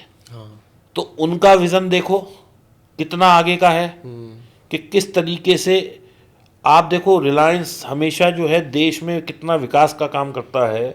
मुझे ध्यान है जब तक जियो नहीं आया था तब तक इंटरनेट फ़ोन पे इतना महंगा था कि लोग उसे बहुत सोच समझ के यूज़ करते थे, और यूज़ करते थे तो अपना मोबाइल डाटा ऑन करते थे, नहीं तो बंद कर लेते थे, ऐसा होता था। यस, हुआ है।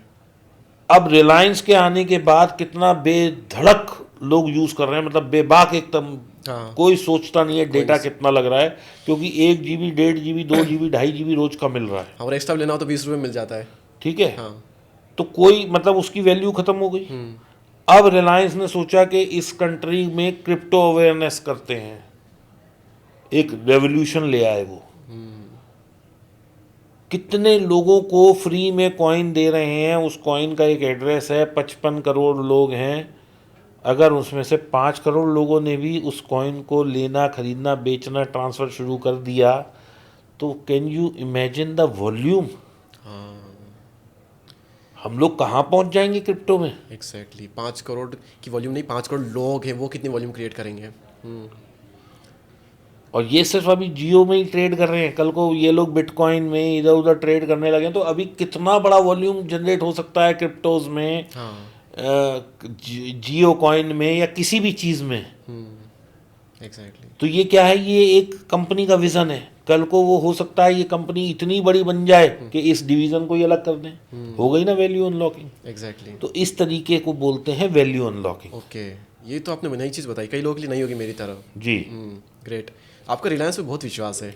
मेरा हर उस कंपनी पे विश्वास है जो देश की तरक्की में और देश के विकास में काम कर रहे हैं। अच्छा, लेकिन आप कई बार रिलायंस का बहुत अच्छा एग्जांपल देते हैं, तो आप रिलायंस का मैं एग्जांपल इसलिए देता हूँ, देखिए क्या है, मेरा कोई रिलायंस के लिए कोई पर्सनल बायस नहीं है। कल को रिलायंस की जगह TCS सबसे बड़ी कंपनी बन जाएगी, मैं TCS का एग्जांपल देता हूँ। अच्छा। मेरा कोई, हाँ, रिलायंस से मेरा एक लगाव इसलिए है क्योंकि रिलायंस इंडिया की सबसे बड़ी कंपनी है। मुकेश भाई एक बहुत अच्छे इंसान हैं जो मैं उनको अब तक समझ पाया हूँ। He has done revolutionary things for India. तो इसलिए अगर मैं उनसे प्यार करता हूँ और मेरा एक आस्था है रिलायंस में, तो मैं नहीं समझता कि कोई गलत है। अच्छा, ओके। अच्छा, मैं कई सारे पॉडकास्ट करता हूँ फाइनेंस वाले इन्फ्लुएंसर के साथ में, तो ज़्यादातर ना बैंक सेक्टर पे बहुत विश्वास करते हैं। मैं उनसे पूछता हूँ कि कौन सा सेक्टर सबसे ज़्यादा ऊपर जाएगा, तो एक दो सेक्टर बताते हैं, लेकिन बैंक जो होता है वो कॉमन होता है। तो आपका भी बैंकों पर विश्वास है कि बैंक सेक्टर ग्रो करेगा ही देखो, करेगा सबसे ज़्यादा? कल को ऑटोमोबाइल ग्रो करेगा तो बैंक चलेगा, कल को रियल स्टेट ग्रो करेगा तो बैंक चलेगा, कल को कोर इंडस्ट्री ग्रो करेगी तो बैंक चलेगा, क्योंकि सारा लेना देना बैंक के थ्रू ही होता है। और जब भी ये कोई भी सेक्टर बढ़ रहा होता है तो बैंक वहाँ पे फाइनेंसिंग कर रहा होता है, वहाँ ओडीज दे रहा होता है, वहाँ फंडिंग कर रहा होता है। तो इसलिए बैंक क्या है, हर जगह कॉमन है। ओके। अच्छा, ज़्यादातर लोग ना अभी बैंक में पैसा रखना प्रेफर नहीं करते, खास करके अब स्टॉक मार्केट में डालते हैं, इन्वेस्ट करते हैं, जो इतना रिटर्न मिल रहा है बैंक में कम है, इतना फैला दिया हर जगह। तो इससे क्या इम्पैक्ट पड़ता है बैंकिंग सेक्टर पे? फिर हम पैसा नहीं रख रहे बैंक में तो इससे पड़ेगा? बैंकों का तो डिपॉजिट आ ही रहा है ना, आप नहीं रख रहे तो कोई तो रख ही रहा है। पर बहुत कम आजकल लोग प्रेफर कर रहे हैं। और टाइम के साथ अगर उनको लगेगा कि स्टॉक मार्केट में 12% भी आ रहा है ईयरली, तो बैंक तो 3 दे रहा है, तो पैसा रखेंगे नहीं। मैंने देखा ऐसे इन्फ्लुएंसर जो कि करोड़ों कमाते हैं साल का, वो सिर्फ 1000 या 1-2 लाख ही रखते हैं बैंक में, वो भी।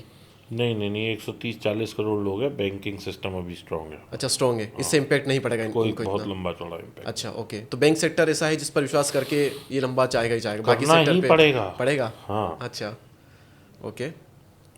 अच्छा, आपने ट्रेडिंग जर्नी स्टार्ट की, आपने इतनी मेहनत की, आपका जो डिसिप्लिन जो था वो काफ़ी इंस्पायरिंग है। तो जो स्टार्टिंग पॉइंट था आपका, वो क्या लालच से स्टार्ट हुआ था बाकी लोगों की तरह? बिल्कुल।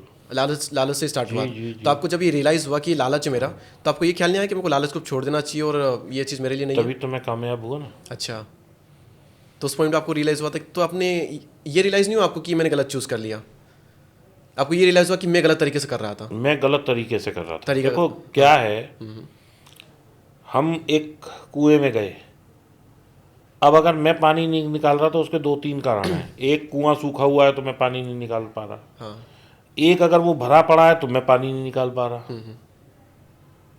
या मैं रस्सी का इस्तेमाल नहीं कर रहा, मैं कुछ ऐसी चीज़ का इस्तेमाल कर रहा हूँ जो पानी तक हम पहुँच ही नहीं पा रहे। तो अगर सूखा हुआ है तो ये मेरी सोच गलत है, क्योंकि स्टॉक मार्केट में अथार पैसा है, तो ये वाला पॉइंट गलत हो गया। मैं पानी नहीं निकाल पा रहा तो इसका मतलब है कि मैं या तो बाल्टी की जगह कुछ और यूज़ कर रहा हूँ, या मेरा बर्तन में लीकेज है या कुछ है। हाँ। तीसरा, जो मैं रस्सी यूज़ कर रहा हूँ, यानी रस्सी का मतलब मेरी एजुकेशन है, वो इतनी पर्याप्त नहीं है कि मैं पैसे तक पहुँच पाऊँ। ओके। जिस दिन मैंने अपनी ये सारी चीज़ों को अलाइन कर लिया, मैं रस्सी भी डालता हूँ, मैं पानी भी निकालता हूँ, मैं भरता भी हूँ, और मेरे पास एक अपना कुआं बनता जा रहा है। ओके। तो किसी ट्रेडर से आप इंस्पायर है जो कि वर्ल्ड का बहुत टॉप ट्रेडर हो, आप उनसे इंस्पायर हो, आपने उनसे बहुत कुछ सीखा हो, ऐसा नहीं? या फिर आपने खुद से नहीं ही यार, सीखा? मैं खुद किसी से ही का सीखा? नाम नहीं ले सकता मैं, क्योंकि ऐसा मैंने जिन से भी सीखा, जब मैंने उसको प्रैक्टिस किया तो मेरे को लॉस ही आता था। तो इसलिए फिर मैंने अपना ही एक ऐसा सिस्टम बनाने की कोशिश की, एक ऐसा डेवलप करा जिससे कि मैं ट्रेडिंग जिस तरह करता हूँ मुझे लॉस नहीं होता। अच्छा, ठीक है। अच्छा, कभी ये ख्याल नहीं है आपके माइंड में कि मेरे पास 3 करोड़ है, अब यहाँ पर मैं इतना रिस्क वगैरह लेता हूँ, ये सब करता हूँ, इतनी डेली की झंझट है, तो इन 3 करोड़ की मैं SWP कर देता हूँ। SWP मतलब लोगों को बता देते हैं कि इन्वेस्ट करा आपने अमाउंट और सिस्टमेटिक विड्रॉल प्लान। अब इसमें से सिस्टमेटिकली आप विड्रॉल करोगे, मान लो आपने 3 लाख डिसाइड किए, तो 3 लाख हर महीने आपके अकाउंट में आ जाएंगे और बाकी जो बचेगा उस पर आपको रिटर्न मिलता रहेगा। तो ये ख्याल आपके माइंड में नहीं आया? देखो दीपक, ऐसा है कि ये लोग जो बोलते हैं वो फिर एक अज्ञानता है। SWP।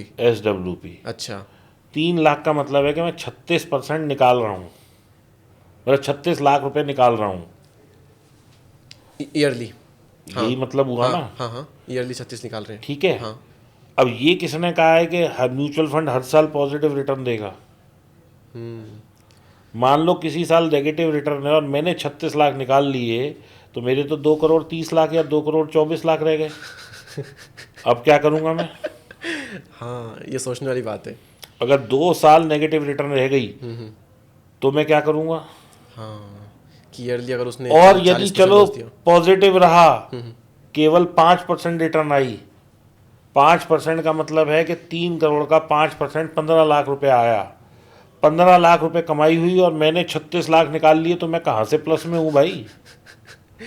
यस। अगले साल फिर 5% की रिटर्न आई, फिर 15 लाख आया और मैंने 30 लाख निकाल 36 लाख निकाल लिए, तो मेरा तो कॉर्पस खत्म हो जाएगा। ऐसे तो 10 साल में मैं जीरो क्या माइनस में आ जाऊंगा, फिर क्या होगा?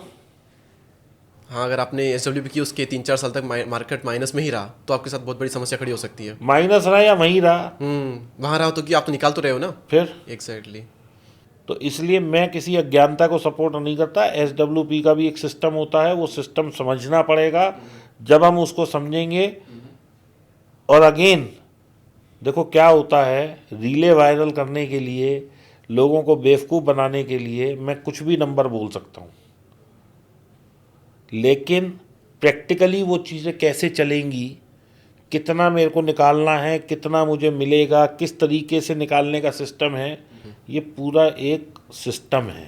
ओके, इसके लिए कभी अलग से आप वीडियो बनाना है YouTube पे? इसके लिए मैं जरूरत है वीडियो लोगों को। बनाऊंगा, या जिसको सीखना है मेरे कोर्सेज हैं वो वहाँ भी सीख सकता है। ओके, बिल्कुल। लेकिन अच्छा, दूसरा, हम ये चिल्ला चिल्ला के कह रहे हैं म्यूचुअल फंड में इन्वेस्ट करो, म्यूचुअल फंड में इन्वेस्ट करो।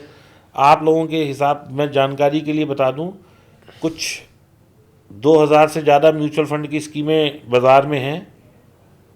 60% are not even able to be in profit, वो लॉस में है। इस चलती मार्केट में भी 60% स्कीमें। Mutual funds? जी, क्या बात कर रहे हो? हाँ जी, हाँ जी। उसके बाद बहुत सारी ऐसी हैं, 50% हैं जो FD का रिटर्न भी बीट नहीं कर पा रही। 524 कुछ स्कीम हैं जो पॉजिटिव हैं, बस बाकी सारी नेगेटिव में है।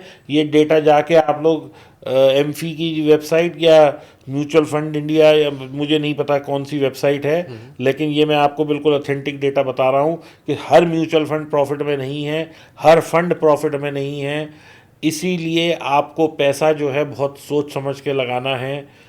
लगाने के बाद इसकी भी एक स्टडी है कि मुझे कितना पैसा कहाँ रखना है, कब इसको विड्रॉ करना है, कब इसको चर्न करना है। एक फंड नहीं परफॉर्म कर रहा तो मुझे इमीडिएटली दूसरे में जाना है। ये सब चीज़ें समझना बहुत ज़रूरी है। सिर्फ ये सुन लेना कि मैं 20,000 डालूंगा वो 6 करोड़ बन जाएंगे, अब 6 करोड़ मेरे हो गए, या 5 करोड़ हो गए, या 3 करोड़ हो गए, जैसा तुमने कहा, वो 3 करोड़ों से मैं SWP करूं तो मेरा पैसा बढ़ता भी रहेगा, मैं खाता भी रहूँगा, और मैं अपने बच्चों को भी दे जाऊँगा। भाई साहब, ये सब सोच समझ के। ओके, ठीक है। और अगर आपने कहा कि बहुत सोच समझ करके और थोड़ा डाइवर्सिफाई भी होना चाहिए। अगर मान लो कि मैं अपना यूट्यूब वगैरह कर रहा हूँ और मान लो 1 करोड़ है मेरे पास, जो कि मुझे इन्वेस्ट करने, मेरे बाकी काम में नहीं आ रहे, मेरे पास रखे हुए हैं, तो इन 1 करोड़ को आज की डेट में कहाँ कहाँ कितना परसेंटेज इन्वेस्ट मुझे करना चाहिए? अच्छा, आप मुझे गाइड कर रहे हो मान लो, तो क्या कहोगे मुझे? गोल्ड में इन्वेस्ट करो। कितना परसेंट? 20% गोल्ड में 20% गोल्ड में, 21% होना चाहिए स्टॉक मार्केट में, स्टॉक में, जो कि लॉन्ग टर्म इन्वेस्टिंग की हम बात करेंगे। जो लार्ज कैप के अच्छे स्टॉक है इंडिया के। 20% होना चाहिए FD में, 20%। 20% होना चाहिए प्रॉपर्टी में। ओके, 20% FD का इमरजेंसी फंड के लिए? किसी भी बात पे जरूरत सिक्योरिटी पड़ सकती है और ना। इमरजेंसी दोनों के लिए, ठीक है। देखो, अब मैं तुम्हें इसका समझाता हूँ कि हम डेट में पैसा क्यों रखते हैं। गोल्ड है वो जीरो, मतलब गिर सकता है, जीरो तो नहीं होगा, लेकिन 80,000 चल रहा है, 70,000 आ सकता है। शेयर मार्केट में हमारा पैसा माइनस में जा सकता है, म्यूचुअल फंड में जा सकता है।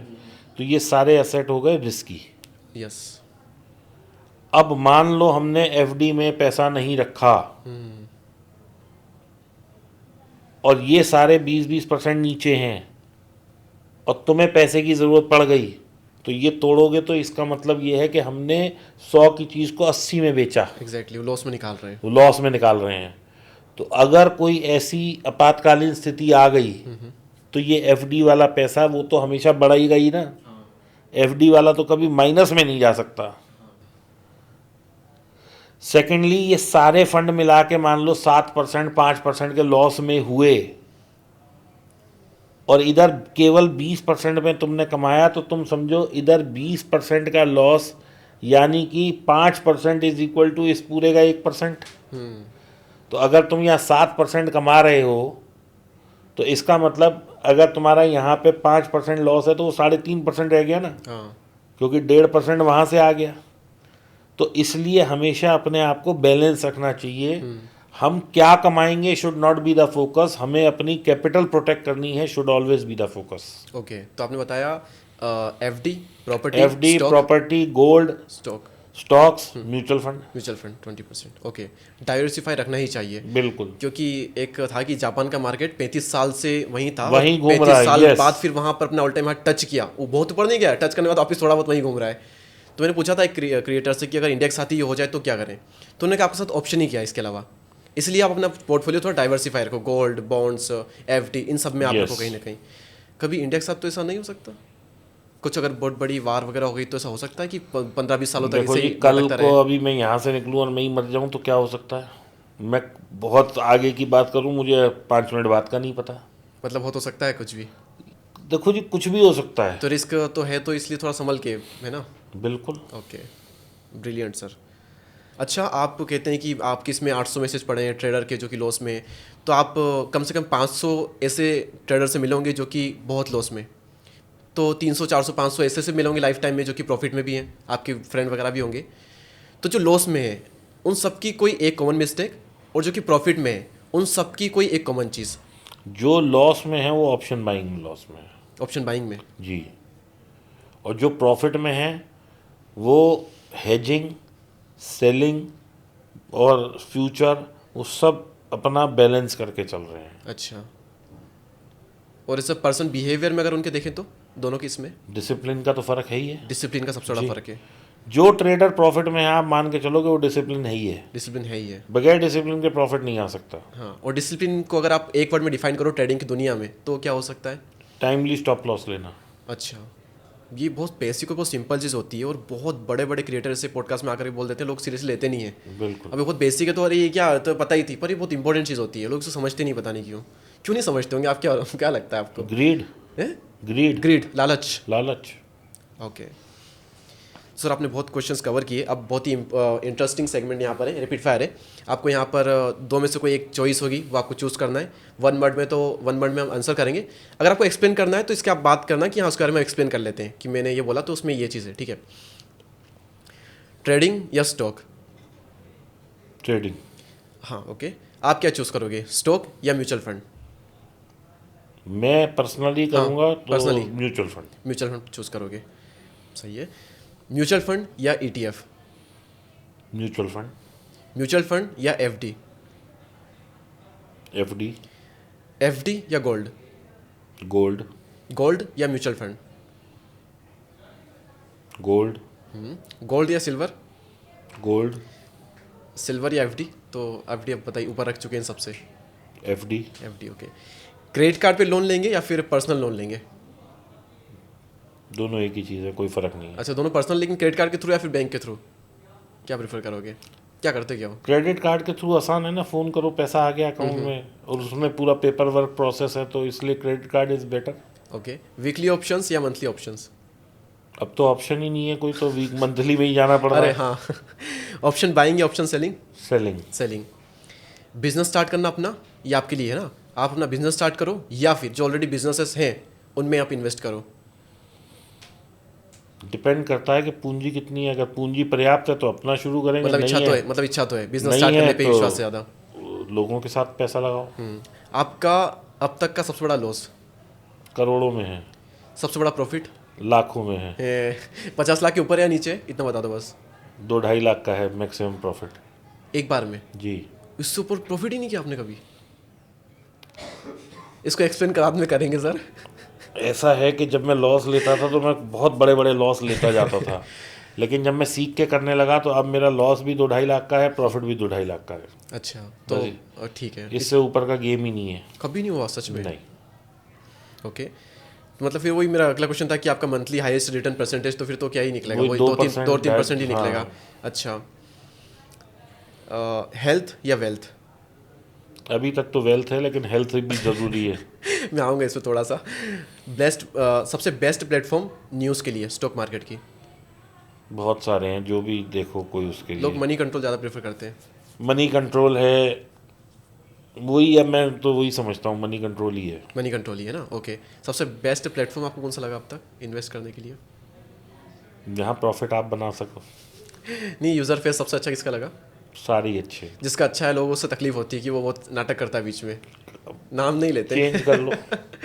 अच्छा, देखो भाई, जिस चीज़ से तकलीफ हो और जो चीज़ ना समझ आए उसे चेंज करने में समझदारी है। ओके।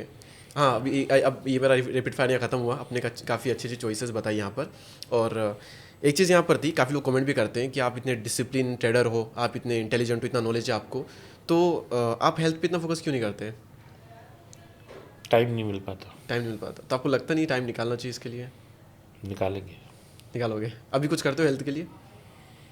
अभी तो नहीं कर कुछ नहीं पाते, करते। ऑनेस्टली सेइंग नहीं कर पाते। अच्छा, तो इस वीडियो के कमेंट सेक्शन में भर दो, सर मोटिवेट हो जाएंगे हेल्थ के लिए भी। कई लोग इस पर कमेंट बहुत करते हैं इस तरह की कि सर हेल्थ पे काम नहीं करते, मोटे हो गए हैं, और इस तरह की बहुत कमेंट करते हैं। वैसे मैं एक चीज़ बता दूं कि मैं पिछले कई सालों से ऐसे ही हूँ। मुझे आज तक पतला शायद ही किसी ने देखा हो। अच्छा, मैं पिछले स्टार्टिंग से ऐसे हो? 20 साल से ऐसे ही हूँ। हाँ हाँ। और सर एक चीज़ और कह दो इनको, सब्सक्राइब कर ले हमारे चैनल को। भाई इनके चैनल को सब्सक्राइब करो, मेरे चैनल को सब्सक्राइब करो, हमें फॉलो करो दोनों को। Yes. हम लोग बहुत मेहनत कर रहे हैं आप लोगों के लिए, अपने लिए।